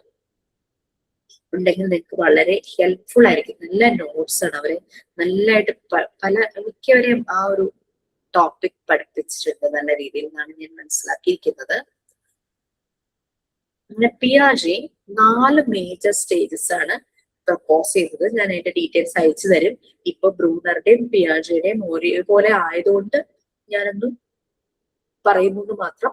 നാളെ അത് കിട്ടിക്കഴിയുമ്പോ, അതിന്റെ ഡീറ്റെയിൽസ് കിട്ടിക്കഴിയുമ്പോൾ നമുക്ക് നാളെ ഒന്നുകൂടെ ഒന്ന് അത് പറയാം കേട്ടോ. പിയാജെ 4 മേജർ സ്റ്റേജസ് ആണ് കോഗ്നിറ്റീവ് ഡെവലപ്മെന്റ് പ്രപ്പോസ് ചെയ്തത്. അതിലെ first one sensory motor stage ആണ്. ബർത്ത് തുടങ്ങി 2 വയസ്സ് വരെയാണ് അദ്ദേഹം ഈ സ്റ്റേജിനെ കുറിച്ച് പറയുന്നത്. സെൻസറി മോട്ടർ സ്റ്റേജ്, അതായത് കുട്ടികള് സെൻസസും മോട്ടർ എന്ന് പറഞ്ഞാൽ മൂവ്മെന്റും യൂസ് ചെയ്തിട്ടാണ് കാര്യങ്ങൾ മനസ്സിലാക്കുന്നതെന്നാണ് ജീൻ പിയാജെ പറഞ്ഞത്. അതുകൊണ്ടാണ് ആ സ്റ്റേജിനെ സെൻസറി മോട്ടർ സ്റ്റേജ് എന്ന് പറയുന്നത്. അതായത് സെൻസസും മൂവ്മെന്റും മനസ്സിലാക്കിയിട്ടാണ് കുട്ടികൾ കാര്യങ്ങളെല്ലാം പഠിക്കുന്നതെന്ന് പറഞ്ഞു. ബർത്ത് തുടങ്ങി, ജനിച്ചു തുടങ്ങി 2 വയസ്സ് വരെയാണ് ഈ ഒരു സ്റ്റേജിലൂടെ കുട്ടികൾ കടന്നു പോകുന്നത്.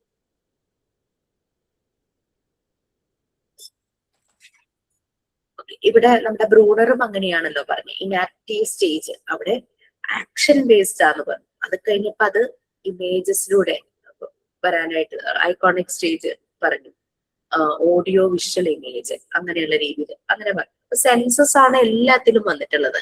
അപ്പൊ സെൻസസും മൂവ്മെന്റ്സും വെച്ചിട്ടാണ് അവർ കാര്യങ്ങൾ പഠിക്കുന്നത്. കുറച്ചു മുമ്പ് നമ്മൾ പറഞ്ഞ അമ്മയെ ടച്ച് ചെയ്യുന്നു, അമ്മ വന്ന് തൊടുമ്പോൾ കുട്ടിക്ക് മനസ്സിലാവുന്നത്, അമ്മയുടെ സ്മെല്ല് മനസ്സിലാവുന്നത്, അങ്ങനെ ആ ഒരു രീതിയിൽ അമ്മയെ പെട്ടെന്ന് ഐഡന്റിഫൈ ചെയ്യും. ഒരു ന്യൂബോൺ ബേബി അല്ലെ, പെട്ടെന്നാണ് ആ ഒറ്റ കുട്ടി പുറത്ത് വന്ന ഒറ്റ ദിവസം കൊണ്ട് തന്നെ അമ്മയുടെ കയ്യിൽ പിടിക്കുമ്പോ കരയാണ്ടിരിക്കുക, അമ്മയുടെ അടുത്ത് ചേർത്ത് കിടത്തുമ്പോ സുഖമായിട്ട് ഉറങ്ങുക, അങ്ങനെയൊക്കെ. അതൊക്കെ ഞാൻ എന്റെ മോനിലിനെ കണ്ടിട്ടുണ്ട് കേട്ടോ. കാരണം അവൻ വേറെ ആരെങ്കിലും എടുക്കുമ്പോൾ ഭയങ്കര ഡിസ്റ്റർബൻസ് കാണിക്കും. എന്റെ കയ്യിലേക്ക് വെച്ച് വരുമ്പോഴേക്കും ഭയങ്കര കാമൻ. ആ ഒരു ഇത് അവര് സെൻസ് ചെയ്യുവാണ്, ആ ഒരു ഇത്. പിന്നെ 2 വയസ്സ് വരെയുള്ള കുട്ടികളുടെ കാര്യമാണ് ജീൻ പിയാജെ പറഞ്ഞത്. ഈ ഒരു സമയത്ത് അവര് കമിഴ്ന്ന് വീഴുന്നു, എഴയുന്നു, അതുപോലെ തന്നെ എന്തെങ്കിലും കാര്യം കണ്ടു കഴിഞ്ഞാൽ അത് എടുക്കാൻ നോക്കുന്നു. കുറെ സമയം ഹോൾഡ് ചെയ്യാൻ പറ്റില്ല, കാരണം അവിടെ ചെറിയ മസിൽസ് ഡെവലപ്പ് ആയിട്ടുണ്ടാവില്ല. അപ്പൊ ആ താഴേക്ക് വീണു പോകും. നമ്മൾ ഈ മസിലിന്റെ ഡെവലപ്മെന്റ്, മസിൽ മൂവ്മെന്റ്സ് 2 രീതിയിൽ പറയൂലേ, ഗ്രോസ് മോട്ടോർ സ്കില്ലും ഫൈൻ മോട്ടോർ സ്കില്ലും. ഗ്രോസ് മോട്ടോർ സ്കിൽ എന്ന് പറഞ്ഞു കഴിഞ്ഞാൽ വലിയ മസിൽസിന്റെ ഡെവലപ്മെന്റ് ആണ്. അതാണ് അത് ആദ്യം കമിഴ്ന്ന് വീഴുന്നതൊക്കെ വലിയ മസിൽസിന്റെ ഡെവലപ്മെന്റ്. എഴയുന്നതും പിടിച്ചു നിൽക്കുന്നതും നടക്കുന്നതും ഒക്കെ ലാർജ് മസിൽസിന്റെ ഡെവലപ്മെന്റ് ആണ്. കുട്ടിയിൽ അതാണ് ആദ്യം നടക്കുന്നത്. സ്മോൾ മസിൽസിന്റെ ഡെവലപ്മെന്റ് പിന്നീടാണ് നടക്കുന്നത്. ആദ്യമായി നടക്കുന്ന കുട്ടികളുടെ കാലിലേക്ക് നിങ്ങൾ ശ്രദ്ധിച്ചു കഴിഞ്ഞാൽ കാണാം, ഈ ഉപ്പൂറ്റിയും കാൽവിരലും നമ്മൾ വെക്കുന്ന പോലെയല്ല അവർ വെക്കുന്നത്. അവരൊരു പ്രത്യേക രീതിയിൽ അത് വെക്കുന്നത്. അത് പ്രോപ്പർ ആവുന്നത് കുറച്ചുകൂടെ വലുതായിട്ടാണ് അല്ലെ. ഇപ്പൊ വിരലുകളിലെ മസിൽസ് എല്ലാം സ്മോൾ മസിൽസ് ആണ്. അത് പിന്നീടാണ് ഡെവലപ്പ് ആകുന്നത്. ആദ്യം ലാർജ് മസിൽസ് ആണ് ഡെവലപ്പ് ആകുന്നത്. ഗ്രോസ് മോട്ടോർ സ്കിൽ, GROSS ആണ്. ഗ്രോസ് മോട്ടോർ സ്കിൽസ് ആദ്യം ഡെവലപ്പ് ചെയ്യുന്നു, പിന്നെയാണ് fine fine motor skills develop ആകുന്നത്. അതായത് ലാർജ് മസിലും സ്മോൾ മസിൽസും, അതാണ് ഗ്രോസും മോട്ടോർ ഫൈൻ. ഇപ്പൊ അങ്ങനെ 6 മാസം, പിന്നെ 1 വയസ്സ്, 1.5 വയസ്സ്, 2 വയസ്സൊക്കെ ആകുമ്പോ കുട്ടികളിലെ പല കാര്യങ്ങൾ ഇപ്പോഴും നിങ്ങൾക്ക് ചിലപ്പോ ആ ഏജിലുള്ള കുട്ടികളുള്ളവരുണ്ടാകും, അല്ലെങ്കിൽ ആ ഏജ് കഴിഞ്ഞ കുട്ടികളുണ്ടാവും, വീട്ടിൽ ഏതെങ്കിലും ഉണ്ടാവും, ചുറ്റുപാടുണ്ടാവും. അവരുടെ രീതികളൊക്കെ ഒന്ന് ഒബ്സർവ് ചെയ്ത് കഴിഞ്ഞാൽ നമുക്ക് മനസ്സിലാകും ഇവരെങ്ങനെയാണ് കാര്യങ്ങൾ മനസ്സിലാക്കുന്നത്. അമ്മയുടെ കാര്യം നമ്മൾ പറഞ്ഞതുപോലെ തന്നെ ആ ഒരു കാര്യം മനസ്സിലാക്കുന്നത്. പിന്നെ എന്തെങ്കിലും മുന്നിൽ കിടക്കുന്നുണ്ട് അത് എടുക്കാനായിട്ട് നോക്കും. അധിക സമയം അവർക്ക് ഹോൾഡിംഗ് കപ്പാസിറ്റി ഇല്ല, അത് പെട്ടെന്ന് തന്നെ കൈ താഴെ വീഴും, വീണ്ടും അവരെടുക്കും. അങ്ങനെ നമുക്ക് കാണാം. പിന്നെ നമുക്കറിയാം നമ്മളുടെ കാലഘട്ടത്തില് ഈ പറയുന്ന മൊബൈലും അതും ഇതൊന്നും ഉണ്ടായിരുന്നില്ല. അപ്പൊ നമ്മൾക്ക് വെക്കേഷൻസ് എന്ന് പറഞ്ഞു കഴിഞ്ഞാല് വീട്ടിലിരിക്കലില്ല, കളിയോട് കളിയാണ് അല്ലെ. ഇങ്ങനെ മരത്തിൽ കയറുക, മാങ്ങ ഉണ്ടാവും, ചാമ്പക്ക ഉണ്ടാവും, പേരക്ക ഉണ്ടാവും, ഇതൊക്കെ പറിച്ച് കഴിക്കുക. ഇങ്ങനെ മരത്തിലൊക്കെ കയറുമ്പോ കൈകൊണ്ട് നല്ല പോലെ ബലമായിട്ട് പിടിച്ചിട്ടൊക്കെ അല്ലേ കയറുന്നേ. പിന്നെ മണ്ണ് വാരി കളിച്ചിട്ടുണ്ടാവും, മണ്ണ് കൊണ്ട് അപ്പം ചുറ്റിട്ടുണ്ടാവും. അങ്ങനെ പല പല കളികളിലൂടെ നമ്മൾ പോയിട്ടുണ്ട്. പിന്നെ ഈ ഉജാലയുടെ കുപ്പിയൊക്കെ വെച്ചിട്ട് കുട്ടികൾ വണ്ടിയൊക്കെ ഉണ്ടാക്കുമായിരുന്നു, കയറ് വെച്ചിട്ട്. പിന്നെ അതുപോലെ സ്റ്റോൺ നമ്മളിങ്ങനെ വെച്ച് അങ്ങനെ ബോൾ വെച്ചിട്ടൊക്കെ കളി. അപ്പൊ അപ്പോഴൊക്കെ നമ്മുടെ കൈ വെറുതെ ഇരിക്കില്ല, കൈ ഇങ്ങനെ അനങ്ങിക്കൊണ്ടേയിരിക്കും, മണ്ണിൽ എഴുതി കളിക്കും നമ്മള്. അങ്ങനെയൊക്കെ ഓരോരോ കാര്യങ്ങൾ ചെയ്യും. അപ്പൊ നമ്മുടെ എല്ലാം ഫൈൻ മോട്ടോർ സ്കിൽസ് പെട്ടെന്ന് ഡെവലപ്പ് ആവും. പക്ഷെ ഇപ്പോഴത്തെ കുട്ടികളുടെ ഈ ഡെവലപ്മെന്റ് വളരെ സ്ലോ ആണ്. കാരണം ഇവർക്ക് ഈ ഇങ്ങനെ സ്ക്രോൾ ചെയ്യാൻ മാത്രമല്ലേ അറിയുള്ളൂ. എല്ലാരും ഇല്ല, എന്നാലും മോസ്റ്റ് ഓഫ് ദ കിഡ്സ് അല്ലെ മൊബൈലില് അതായത് ടാബില് ഒക്കെ ഇങ്ങനെ തോണ്ടിക്കൊണ്ടേയിരിക്കും. പക്ഷെ കുറച്ച് കഴിയുമ്പോ ആ വിരലിന്റെ സെൻസ് പോകും. മറ്റേ വിരലൊന്നും അനങ്ങില്ല, ഈ വിരല് മാത്രം ഇങ്ങനെ മൂവ് ചെയ്തുകൊണ്ടേയിരിക്കുവാണ്. അപ്പൊ അങ്ങനെ അവരുടെ സെൻസസ് പോകും. അവർക്ക് അങ്ങനെയുള്ള ആക്ടിവിറ്റീസ് കിട്ടിയിട്ടില്ല. നമ്മളെ പോലുള്ള ഒരു കുട്ടിക്കാലമല്ല അവരുടേത്, കിട്ടിയിട്ടില്ല. പിന്നെ വളരെ ഫ്ലാറ്റിനകത്തായിരിക്കും, അവർക്ക് കൂടുതൽ ടെൻഡൻസി ആയിരിക്കും ഈ സ്ക്രീന് ഗാഡ്ജറ്റ്സ് ഉപയോഗിക്കുക എന്നുള്ളത്. അപ്പൊ ഇവരുടെ മസിൽസ് അങ്ങനെ ഇതായിട്ടില്ല. അപ്പൊ അതുകൊണ്ട് പലപ്പോഴും ചെറിയ ക്ലാസ്സിലെ കുട്ടികൾ എഴുതാൻ പറയുമ്പോൾ അല്പം എഴുതിയിട്ട് അവർ പറയും കൈ വേദനിക്കുന്നു എന്ന് പറയും അല്ലെ. നമുക്കൊക്കെ ഇപ്പോഴും എഴുതാൻ പറ്റും, പെയിനൊന്നുമില്ല. അപ്പൊ അവര് പറയും കൈ വേദനിക്കുന്നു എന്ന് പറയും. അവര് ഈ വിരലുകളുടെ മസിൽസ് ഡെവലപ്പ് ആകാത്തത് കൊണ്ടാണ്, അല്ലാതെ അവര് മടി പറയോ കള്ളം പറയോ ഒന്നുമല്ല, ശരിക്കും വേദനിച്ചിട്ട് തന്നെയാണ്. അതിന് കാരണം ഇത് ഡെവലപ്പ് ആയിട്ടില്ല. അപ്പൊ നമ്മൾ എഴുതിക്കുന്നതിന് മുമ്പ് തന്നെ അവരുടെ ഈ മസിൽസ് ഡെവലപ്പ് ആകുന്ന രീതിയിലുള്ള ആക്ടിവിറ്റീസ് ആദ്യം അവർക്ക് കൊടുക്കണം. ചപ്പാത്തി മാവ് കൊടുത്ത് കുഴയ്ക്കാൻ കൊടുത്താൽ തന്നെ ഈ മസിൽസ് ഡെവലപ്പ് ആയിട്ടുണ്ടാവും അവർക്ക്. മണ്ണിൽ എഴുതിക്കുക, അങ്ങനെയുള്ള കുറെ ഈ വിരലിന്റെ മൂവ്മെന്റ് വരുന്ന പല ആക്ടിവിറ്റീസും ചെയ്യുക. ഞാൻ ഈ ക്ലാസ്സിൽ പറഞ്ഞോന്ന് എനിക്കറിയില്ല. നമ്മളുടെ ഒരു A4 പേപ്പറിന്റെ സൈസ് ഇത് വരുന്ന ഈ എന്തെങ്കിലും സാധനങ്ങൾ വാങ്ങുമ്പോ കാർട്ടൺ പോലെ കിട്ടില്ല, ആ കാർഡ്ബോർഡ് ഒന്നും കളയാതെ, ഒന്നും നിങ്ങൾ കാശ് കൊടുത്ത് വാങ്ങാൻ പറയില്ല, കാർഡ്ബോർഡ് ഒന്നും കളയാതെ സൂക്ഷിച്ചു വെക്കുക. അങ്ങനത്തെ അല്ലെങ്കിൽ ഈ കേക്ക് വാങ്ങുമ്പോ കേക്കിനൊരു ബേസ് കിട്ടില്ലേ, അതായാലും മതി. ഏത് ഷേപ്പ് ആയാലും കുഴപ്പമില്ല, സർക്കിളോ അല്ലെങ്കിൽ റെക്ടാങ്കിൾ ഷേപ്പിലോ എടുത്തിട്ട് പറഞ്ഞത് എനിക്കറിയില്ല. അതിൽ ഈ എഡ്ജസിലൂടെ നിറയെ ഹോൾസ് ഇടുക, കുറച്ച് വലിപ്പമുള്ള ഹോൾസ്. ആ ഹോൾസ് ഇട്ടിട്ട് എഡ്ജസ് മുഴുവനും ബൗണ്ടറി പോലെ ഹോൾസ് ഇടുക. ഹോൾസ് ഇട്ടിട്ട് നമ്മുടെ ഈ ഒരു ടോയിനില്ലേ, അതായത് വലിയ ചരട്,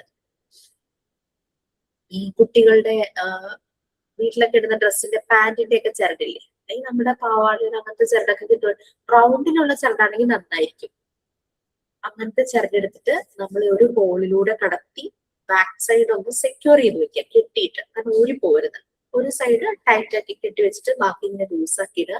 ഒരു കുട്ടിയെ കൊണ്ട് ഓരോ ഹോളിലൂടെ ഇടുക, താഴേക്ക് ഇടുക. നമ്മൾ ഷൂ ലേസിന്റെ പോലെ തന്നെ അങ്ങനെ ചെയ്തിട്ട് ഫുൾ ഫ്രെയിം കംപ്ലീറ്റ് ചെയ്യാം. സർക്കിൾ ആണെങ്കിൽ സർക്കിൾ ഷേപ്പ്, നിങ്ങൾക്ക് ഇഷ്ടമുള്ള ഷേപ്പ് ചെയ്യാം. ഫ്ലവർ പോലെ, അഞ്ചു പെറ്റൽ പോലെ കാർഡ്ബോർഡ് വെട്ടിയിട്ട് അങ്ങനെ ആയാലും കുഴപ്പമില്ല. ഇവരെ കൊണ്ട് ഇങ്ങനെ നൂറ് ഓർപ്പിക്കുന്ന പോലെ ഈ ഹോളിലൂടെ ഇട്ട് ഇങ്ങനെ ചെയ്യാം. അവരുടെ വിരല് നല്ലപോലെ മൂവ് ചെയ്യും. നല്ലൊരു ആക്ടിവിറ്റി. അതൊക്കെ നമുക്ക് ലോ കോസ്റ്റിൽ ചെയ്തെടുക്കാൻ പറ്റുന്ന, വീട്ടിൽ വേസ്റ്റ് ആയി പോകുന്നതാണ് ഈ പറഞ്ഞ സാധനങ്ങളൊക്കെ അല്ലേ. അതൊക്കെ ഒന്ന് ചെയ്യിപ്പിച്ച് നോക്കുക കുട്ടികളെ കൊണ്ട്. സ്കൂളിലൊക്കെ പോകുമ്പോൾ നമുക്ക് ചെയ്യിക്കാം.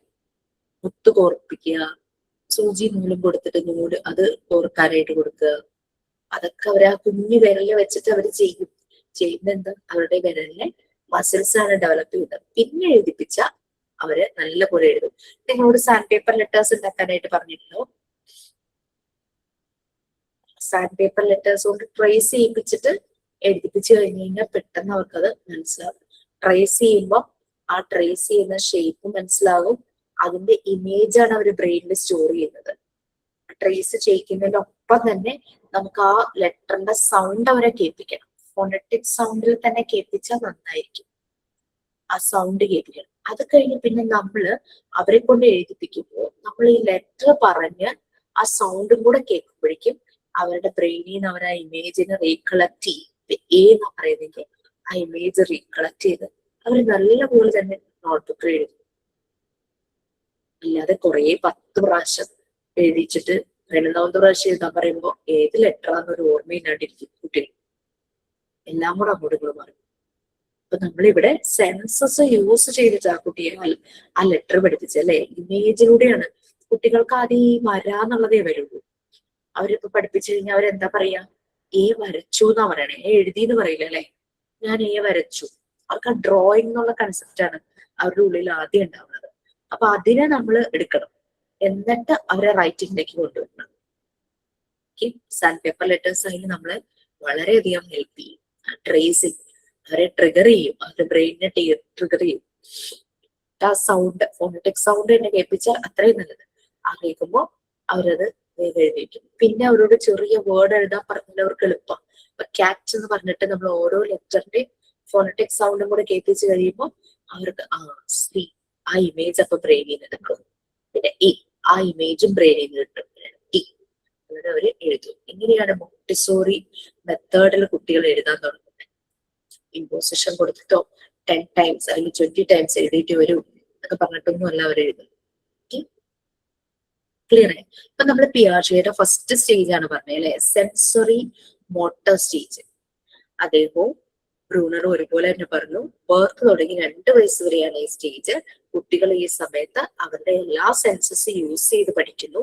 മൂവ്മെന്റിലൂടെ, ആക്ഷൻസിലൂടെയും അവർ കാര്യങ്ങൾ പഠിക്കുന്നു.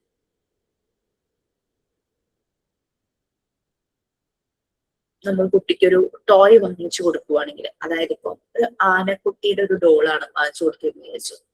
കുട്ടിക്ക് ആ ടോയുടെ ആ കണ്ട ഒബ്ജക്റ്റിന്റെ ഒരു ഇമേജ് മനസ്സിലുണ്ടാവും. ആന എന്ന് പറഞ്ഞ് അതിനെ പഠിപ്പിക്കുമായിരിക്കും.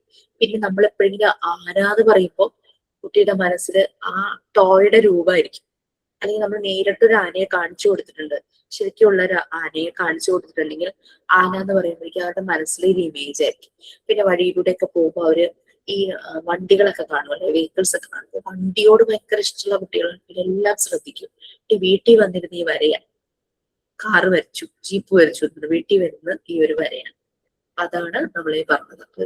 ആലോചിച്ചു നോക്കൂ, ഇവരൊക്കെ എത്ര അനലൈസ് ചെയ്തിട്ടാണ് ഈ സ്റ്റഡീസ് ഒക്കെ ചെയ്തിട്ടാണ് ഈ ഒബ്സർവേഷൻ പറഞ്ഞത്.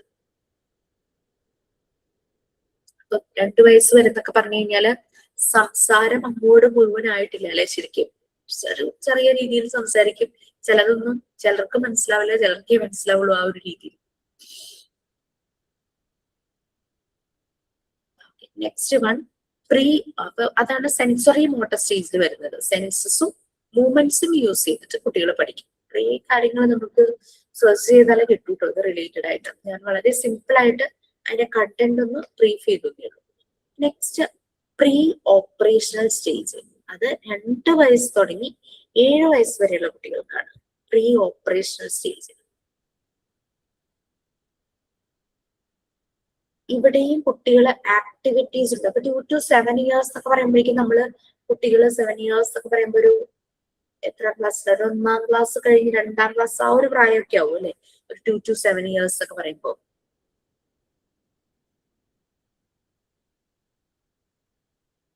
പിന്നെ ഈ ഒരു ഏജില് ഡ്രമാറ്റിക് പ്ലേ ഒക്കെ ഇവർക്ക് ഇഷ്ടപ്പെടും. കണ്ടിട്ടില്ലേ കുട്ടി തന്നെ ഇരുന്ന് കളിക്കുന്നത്? ചിലപ്പോ ടീച്ചറും കുട്ടിയും കളിക്കുന്നതാണ്. ചിലപ്പോ കടയില് സാധനങ്ങൾ വിൽക്കുന്നത് ഞാൻ 2 റോളും കൂടെ ചിലപ്പോൾ ചെയ്യുന്നതാണ്. വാങ്ങിക്കാനായിട്ട് ഒരാൾ പോകും. കുട്ടികൾ ഗ്രൂപ്പായിട്ടുണ്ടെങ്കിൽ അവർ ഈ കളി ഗ്രൂപ്പായിട്ട് കളിക്കും. കടയിൽ സാധനങ്ങൾ വിൽക്കുന്നു.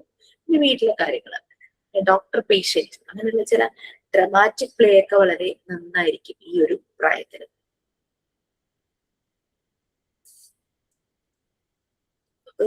പിയാജെ പറയുന്നത് കുട്ടികളെ എന്തെങ്കിലും നമുക്ക് പഠിപ്പിക്കാനുണ്ടെങ്കിൽ ഇതുപോലുള്ള ഡ്രമാറ്റിക് പ്ലേ അതിന് യൂസ് ചെയ്യുക എന്നാണ് പറഞ്ഞത്.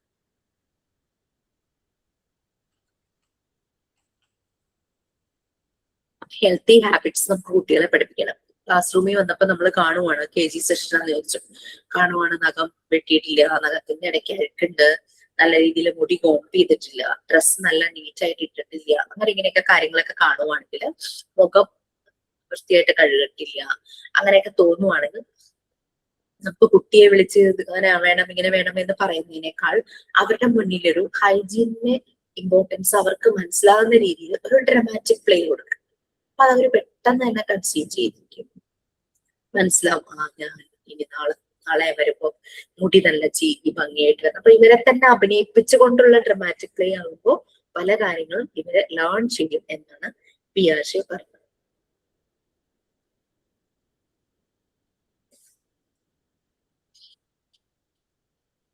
ഈ ചെറിയ കുട്ടികളുടെ ടീച്ചർമാര് ഡ്രമാറ്റിക് പ്ലേക്കുള്ള സമയവും ഒരു സ്പേസും ക്ലാസ് റൂമിൽ കണ്ടെത്തണമെന്ന് പിയാഷെ പറഞ്ഞ് അവസാനിപ്പിക്കുന്നുണ്ട്. അത് ആ പ്ലേയിലൂടെ കുട്ടിയെ ഡെവലപ്പ് ചെയ്യിക്കാനായിട്ട് പറ്റും എന്നാണ് പിയാഷെ പറഞ്ഞത്. നെക്സ്റ്റ് സ്റ്റേജ്, മൂന്നാമത്തെ സ്റ്റേജ് ആയിട്ട് അദ്ദേഹം പറഞ്ഞത് കോൺക്രീറ്റ് ഓപ്പറേഷണൽ സ്റ്റേജ്. ഏജ് 7 തുടങ്ങി 11 വരെ. നമ്മള് ബ്രൂണറുടെ സ്റ്റേജിലും പറഞ്ഞു അല്ലെ, 7 years കഴിയുമ്പോഴാണ് അവർക്ക് ആ ഇല്ലാത്ത കാര്യം ഇമാജിൻ ചെയ്ത് അബ്സ്ട്രാക്ട് ഐഡിയ വരുന്നത്. അതുവരെ കോൺക്രീറ്റ് ഐഡിയാസിലൂടെ പോയ കുട്ടികള് പിന്നീട് അബ്സ്ട്രാക്ട് ഐഡിയയിലേക്ക് വരുന്നു എന്ന് പറഞ്ഞു.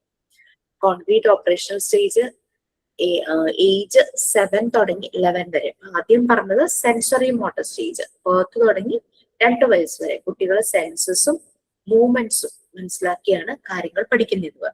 രണ്ടാമത് പറഞ്ഞ സ്റ്റേജ് പ്രീ ഓപ്പറേഷണൽ സ്റ്റേജ്. നമ്മുടെ പ്രീ സ്കൂൾ ഏജുകാർ വരുന്ന ഒരു സ്റ്റേജാണ് പ്രീ ഓപ്പറേഷണൽ സ്റ്റേജ്. 2 വയസ്സ് തുടങ്ങി 7 വയസ്സ് വരെയുള്ള കാര്യങ്ങൾ. അതിന് ഡ്രമാറ്റിക് പ്ലേക്ക് ഇമ്പോർട്ടൻസ് കൊടുത്തു പിയാഷെ. കാരണം ഡ്രമാറ്റിക് വിഷ്വലൈസേഷൻ അവർ നല്ലപോലെ ഇമ്പാക്ട് ചെയ്യുന്നുണ്ട്. അപ്പൊ ത്രൂ ഡ്രമാറ്റിക് പ്ലേയിലൂടെ അവരിലേക്ക് കാര്യങ്ങൾ പെട്ടെന്ന് എത്തിക്കാനായിട്ട് പറ്റും എന്നാണ് പിയാഷെ പറഞ്ഞത്. പിന്നെ കോൺക്രീറ്റ് ഓപ്പറേഷണൽ സ്റ്റേജ്, ഒരു കോൺക്രീറ്റ് ഐഡിയ തന്നെ മനസ്സിലുണ്ട്, പക്ഷെ ചെറുതായിട്ട് അവർക്ക് അബ്സ്ട്രാക്ട് തിങ്കിങ്ങും വന്നു തുടങ്ങും. ചെറിയ രീതിയിൽ എല്ലാ കാര്യങ്ങളിലും അവർക്കത് പ്രോഗ്രസീവ് ആയിട്ട് ചെയ്യാനായിട്ട് പറ്റില്ല. പക്ഷെ ചില 0 ആഡ് ചെയ്താൽ നമ്പർ എന്ത് കിട്ടും അതൊക്കെ അവർക്ക് മനസ്സിലാക്കി പറയാനായിട്ട് പറ്റും.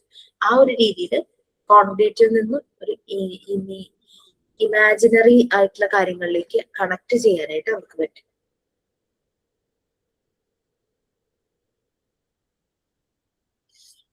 പിന്നെ ഇതിനകത്തെല്ലാം ഈ മാത്സിനെ ബേസ് ചെയ്തിട്ടാണ് പിയാഷെ പറഞ്ഞത്. അരിത്തമെറ്റിക് ടാസ്ക്, അതായത് മാത്സിന്റെ ടാസ്ക് വെച്ചിട്ടാണ് പറഞ്ഞത്. അതായത് ഒരു നമ്പറിനോട് കൂടി 0 ആഡ് ചെയ്താൽ എന്ത് സംഭവിക്കും, ഒരു നമ്പറിൽ നിന്ന് 0 സബ്ട്രാക്ട് ചെയ്താൽ എന്ത് സംഭവിക്കും. ആൻസർ ആ സെയിം നമ്പർ തന്നെയാണല്ലോ. അപ്പൊ 0യുടെ കൺസെപ്റ്റ് ഒക്കെ അതൊക്കെ അവരിലേക്ക് പെട്ടെന്ന് എത്താനായിട്ട് തുടങ്ങും. ശരിക്കും അവര് കോൺക്രീറ്റ് ഒബ്ജക്ട്സ്, അതായത് കാണാൻ പറ്റുന്നത്, അങ്ങനെ പിടിച്ചു നോക്കാൻ പറ്റുന്നതായിട്ട് ഒബ്ജക്ട്സ് ആയിട്ടുള്ള ആക്ടിവിറ്റീസ് ആയിരിക്കും അവർക്ക് കൂടുതൽ പറ്റുന്നത്. പക്ഷെ 7 years ഒക്കെ ആകുമ്പോഴേക്കും പതുക്കെ പതുക്കെ അബ്സ്ട്രാക്ട് ഐഡിയാസിലേക്ക് കോൺക്രീറ്റിൽ നിന്നും അവർ പോയിക്കൊണ്ടിരിക്കും.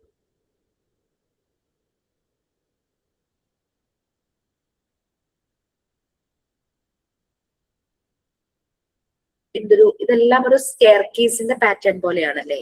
ഇവിടെ ഒരു കുട്ടികളുടെ മൈൽ സ്റ്റോൺ, ഈ വയസ്സ് തുടങ്ങി ഈ വയസ്സ് വരെ ഈ ഒരു സ്റ്റെപ്പിലായിരിക്കും, ഈ വയസ്സ് തുടങ്ങി ഈ വയസ്സ്, ആ രീതിയിലൊരു സ്റ്റെയർ കേസ് പ്ലാൻ പോലെയാണ് ഇവരുടെ രണ്ടുപേരുടെയും കോഗ്നിറ്റീവ് ഡെവലപ്മെന്റ് പോകുന്നത്. അങ്ങനെ ഏജ് വയസ്സാ പറയുന്നത്, എങ്ങനെ മുകളിലേക്ക് കയറുന്നവർ.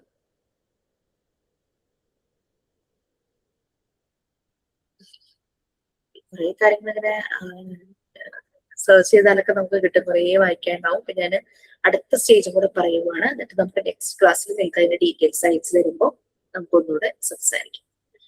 ഫോർമൽ ഓപ്പറേഷണൽ സ്റ്റേജ് 11 വയസ്സും അതിന് മുകളിലേക്ക് ഫോർമൽ ഓപ്പറേഷൻ സ്റ്റേജ് വരുന്നത്. നമ്മൾ കോൺക്രീറ്റ് ഓപ്പറേഷൻ സ്റ്റേജ് പറഞ്ഞു ഏജ് 7 തുടങ്ങി 11 years വരെ. 11 വയസ്സ് കഴിയുമ്പോൾ അവർ നല്ല രീതിയിൽ തന്നെ അവർക്ക് അസ്യൂം ചെയ്ത് അസംഷനിലൂടെ കാര്യങ്ങൾ മനസ്സിലാക്കാനും അവരുടെ അബ്സ്ട്രാക്ട് തിങ്കിങ് ഡെവലപ്പ് ചെയ്യുന്ന ഒരു സമയമാണ്. ക്ലാസ്സിലൊക്കെ ഒരു ഡിസ്കഷൻ വെക്കുകയാണ്, വാറൊക്കെ വന്നപ്പോ ഫ്യൂവലിന്റെ ഒരു പ്രശ്നമൊക്കെ വന്നല്ലോ. നമ്മുടെ ലോകത്ത് ഫ്യൂവൽ ഇല്ലാതായാൽ എന്ത് സംഭവിക്കും, അപ്പൊ അതിനെ കുറിച്ചൊക്കെ ഡിസ്കസ് ചെയ്യാനും സംസാരിക്കാനുള്ള കഴിവുകൾ കുട്ടികൾക്ക് വരും. അതിനെ കുറിച്ചുള്ള ഐഡിയാസ് ഒക്കെ കിട്ടും. ഇല്ലാത്തൊരു കാര്യം, ഭൂമിയിൽ വെള്ളം നിന്നുപോയാൽ എന്ത് ചെയ്യും, അങ്ങനെയൊക്കെ ഒരു നമ്മളൊരു ക്വസ്റ്റ്യൻ ഒക്കെ കൊടുക്കുമ്പോഴേക്കും പെട്ടെന്ന് അവരതിനെപ്പറ്റി അവർക്ക് അറിയാവുന്ന രീതിയിൽ തന്നെ അവർ നല്ല രീതിയിൽ തന്നെ കാര്യങ്ങൾ പറയും. അതായത് അബ്സ്ട്രാക്ട് തിങ്കിങ്ങിന്റെ ഡെവലപ്മെന്റ് ആണത്. പിന്നെ എന്തെങ്കിലും പ്രോബ്ലം സോൾവിങ്, ഇതെല്ലാം വരും. ഡിസിഷൻ മേക്കിംഗ്, ഇതൊക്കെ നല്ല രീതിയിൽ ഒരു കുട്ടിക്ക് വരണമെങ്കിൽ കുട്ടി വളരുന്ന സാഹചര്യം അതുപോലെ പ്രിപ്പയർഡ് ആയിരിക്കണം, എന്നാൽ മാത്രമാണ് അത് അങ്ങനെ വരിക. ഓക്കെ, അപ്പൊ നമ്മൾ 4 സ്റ്റേജാ പറഞ്ഞത്. ഞാൻ ഒന്നുകൂടെ പറയുക. First stage sensory motor stage ആയിരുന്നു. അത് സെൻസസ് പ്ലസ് മൂവ്മെന്റ്, അതാണ് സെൻസറി മോട്ടോർ സ്റ്റേജ് എന്ന് പറയുന്നത്. കുട്ടികൾ അവരുടെ സെൻസസ് യൂസ് ചെയ്തിട്ടാണ് ലേൺ ചെയ്യുന്നത്, മൂവ്മെന്റിലൂടെയാണ് കാര്യങ്ങൾ മനസ്സിലാക്കുന്നത്. അങ്ങനെയുള്ള രീതിയിലെല്ലാമാണ് പറഞ്ഞത്. അതിന്റെ ഏജ് ഏതായിരുന്നു? ബർത്ത് തുടങ്ങി 2 വയസ്സ് വരെ. ലാംഗ്വേജ് ഒക്കെ ഒന്നും ആയി വരുന്നേ ഉള്ളൂ. അവർ പറയുന്ന പലതും നമുക്ക് മനസ്സിലാക്കുന്നില്ല. അവർ പക്ഷേ കളറുകൾ കണ്ടു കാര്യങ്ങൾ മനസ്സിലാക്കുന്നു. പിന്നെ ശബ്ദങ്ങൾ കേട്ട്, അച്ഛന്റെ ബൈക്കിന്റെ ശബ്ദമാണെങ്കിലും അച്ഛന്റെ ശബ്ദമാണെങ്കിലും അവരത് മനസ്സിലാക്കും. അമ്മയുടെ ടച്ച്, അമ്മയുടെ സ്മെല്ല്, അമ്മയുടെ സംസാരം, ശബ്ദം, എല്ലാം സെൻസസിലൂടെ അവർ ലേൺ ചെയ്യും. അടുത്തത് പ്രീ ഓപ്പറേഷണൽ സ്റ്റേജ് ആണ്. 2 വയസ്സ് തുടങ്ങി 7 വയസ്സ് വരെയുള്ള സമയം പ്രീ ഓപ്പറേഷൻ സ്റ്റേജ്. ഈ ഒരു സമയത്ത് അവർക്ക് കോൺക്രീറ്റ് ഐഡിയാസ് ഒക്കെ തന്നെ അറിയുള്ളൂ. മൂവ്മെന്റും ഇവിടെയും സെൻസസ് യൂസ് ചെയ്തിട്ട് പല കാര്യങ്ങളും മനസ്സിലാക്കുന്നുണ്ട്. പക്ഷെ ഡ്രമാറ്റിക് പ്ലേക്ക് വളരെയധികം ഇമ്പോർട്ടൻസ് കൊടുക്കും. കുട്ടി സോഷ്യലൈസ് ചെയ്യുന്നതൊക്കെ നമുക്ക് ഇവിടെ കാണാം. ഡ്രമാറ്റിക് പ്ലേ എന്നൊക്കെ പറയുന്നത് സോഷ്യലൈസ് ചെയ്യും, ഇമോഷൻസ് എക്സ്പ്രസ് ചെയ്യും. ഇമോഷണൽ ഡെവലപ്മെന്റും എല്ലാം നമുക്ക് അവിടെ കാണാനായിട്ട് പറ്റും. അപ്പൊ അങ്ങനെ ഡ്രമാറ്റിക് പ്ലേയിലൂടെയാണ് അവര് കാര്യങ്ങൾ പെട്ടെന്ന് മനസ്സിലാക്കാനായിട്ട് പറ്റും. പിയനോഷെ പറയുന്നത് പഠിക്കുന്നതില് അത് കൂടുതലും അക്കാദമിക് ഏരിയയുമായിട്ട് കണക്ട് ചെയ്തിട്ടാണ് ഒരു കുട്ടിയുടെ ഡെവലപ്മെന്റ് പറഞ്ഞത്. പഠിക്കുന്ന കാര്യങ്ങളിൽ ഡ്രമാറ്റിക് പ്ലേ ഇൻക്ലൂഡ് ചെയ്യൂ, അതാണ് പറഞ്ഞത്. അടുത്തത് കോൺക്രീറ്റ് ഓപ്പറേഷണൽ സ്റ്റേജ്, ഏജ് 7 തുടങ്ങി 11 ഇയേഴ്സ്, ആ ഒരു രീതിയിൽ പോകുന്നു. അത് ടീനേജ് എത്തുന്നതിന് മുമ്പ് അല്ലെ, അതാണ് കോൺക്രീറ്റ് ഓപ്പറേഷണൽ സ്റ്റേജ് എന്ന് പറയുന്നത്. 7 തുടങ്ങി 11 വരെ എന്നുള്ള രീതിയിൽ. അവിടെ അവർക്ക് ഇമാജിൻ ചെയ്ത് കാര്യങ്ങൾ മനസ്സിലാക്കാം. ഒരു കാര്യം പറഞ്ഞു കഴിഞ്ഞാൽ അത് അസ്യൂം ചെയ്ത് അതിന്റെ ഫൈൻഡിങ്സ് കണ്ടുപിടിക്കാനായിട്ട് പറ്റും. Problem solving, decision making. അപ്പൊ പ്രോബ്ലം സോൾവിങ് ഒക്കെ ചെയ്യുമ്പോൾ അവര് 2-3 പ്ലാൻസ് സെറ്റ് ചെയ്ത് വെക്കും. അതിപ്പോ ഒരു പ്ലാൻ വർക്ക് ആയില്ലെങ്കിൽ അടുത്ത പ്ലാൻ പെട്ടെന്ന് തന്നെ ആ ഒരു രീതിയിലൊക്കെ ഡിസിഷൻസ് എടുക്കാനും എല്ലാം പറ്റും. ഇതൊക്കെയാണ് നമ്മളുടെ ഈ ഒരു ഇതിൽ വന്നത്. പിയാജെറ്റ് നിങ്ങൾ ഒന്ന് ടെൻഷൻ അടിക്കണ്ട, ഞാൻ അതിന്റെ ഡീറ്റെയിൽസ് അയച്ചു തരാം. വളരെ രസമായിരിക്കും നമ്മൾ ഇതെല്ലാം മനസ്സിലാക്കി കഴിഞ്ഞാൽ. പിന്നെ കുട്ടികളെ കാണുമ്പോൾ നിങ്ങളുടെ മനസ്സങ്ങ് തെളിയും, പെട്ടെന്ന് നമുക്ക് പിടികിട്ടും. പിന്നെ സ്കൂളിലൊക്കെ പോകുമ്പോഴേക്കും എങ്ങനെ ഇവരെ പഠിപ്പിക്കണം അതൊക്കെ നമുക്ക് മനസ്സിലാകും. ചില കുട്ടികളെ നമ്മൾ പ്രത്യേകം കെയർ ചെയ്യേണ്ടതായിട്ടുള്ള വരും. അങ്ങനെയുള്ള കാര്യങ്ങളൊക്കെ നമുക്ക് പിടികിട്ടും. എന്തെങ്കിലും ഡൗട്ട് ഉണ്ടോ? ഒന്നുകൂടെ പറയൂട്ടോ. ഞാനത് ബ്രൂണറുടെ ആയിട്ട് കണക്ട് ചെയ്ത് പറഞ്ഞതേ ഉള്ളൂ. ബ്രൂണറുടെ ഇനാക്റ്റീവ് സ്റ്റേജ് ആക്ഷൻ ബേസ്ഡ് ആണ്. ഐക്കോണിക് സ്റ്റേജ് അതുപോലെ തന്നെ സിംബോളിക് സ്റ്റേജ്. ഐക്കോണിക് സ്റ്റേജ് എന്നത് ഇമേജിനെ ബേസ് ചെയ്തിട്ടുള്ളതാണ്. സിംബോളിക് സ്റ്റേജ് എന്നത് സിംബൽസും ലാംഗ്വേജസും യൂസ് ചെയ്യും. ഓക്കെ, ഇനി എന്തെങ്കിലും ഉണ്ടോ? സംശയം എന്തെങ്കിലും?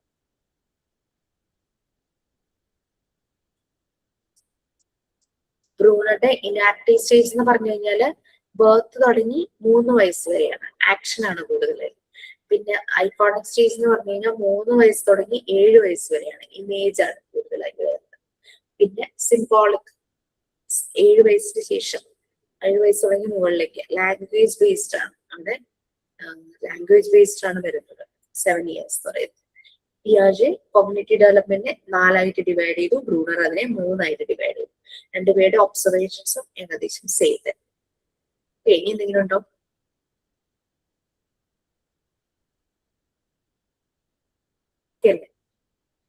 നമുക്ക് വൈൻഡ് അപ്പ് ചെയ്യാം. Okay,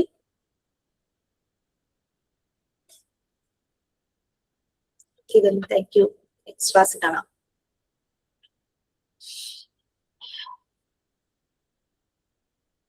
Thank you, ma'am. Thank you, ma'am. Thank you, ma'am. Thank you, ma'am. Thank you, ma'am. Thank you, ma'am.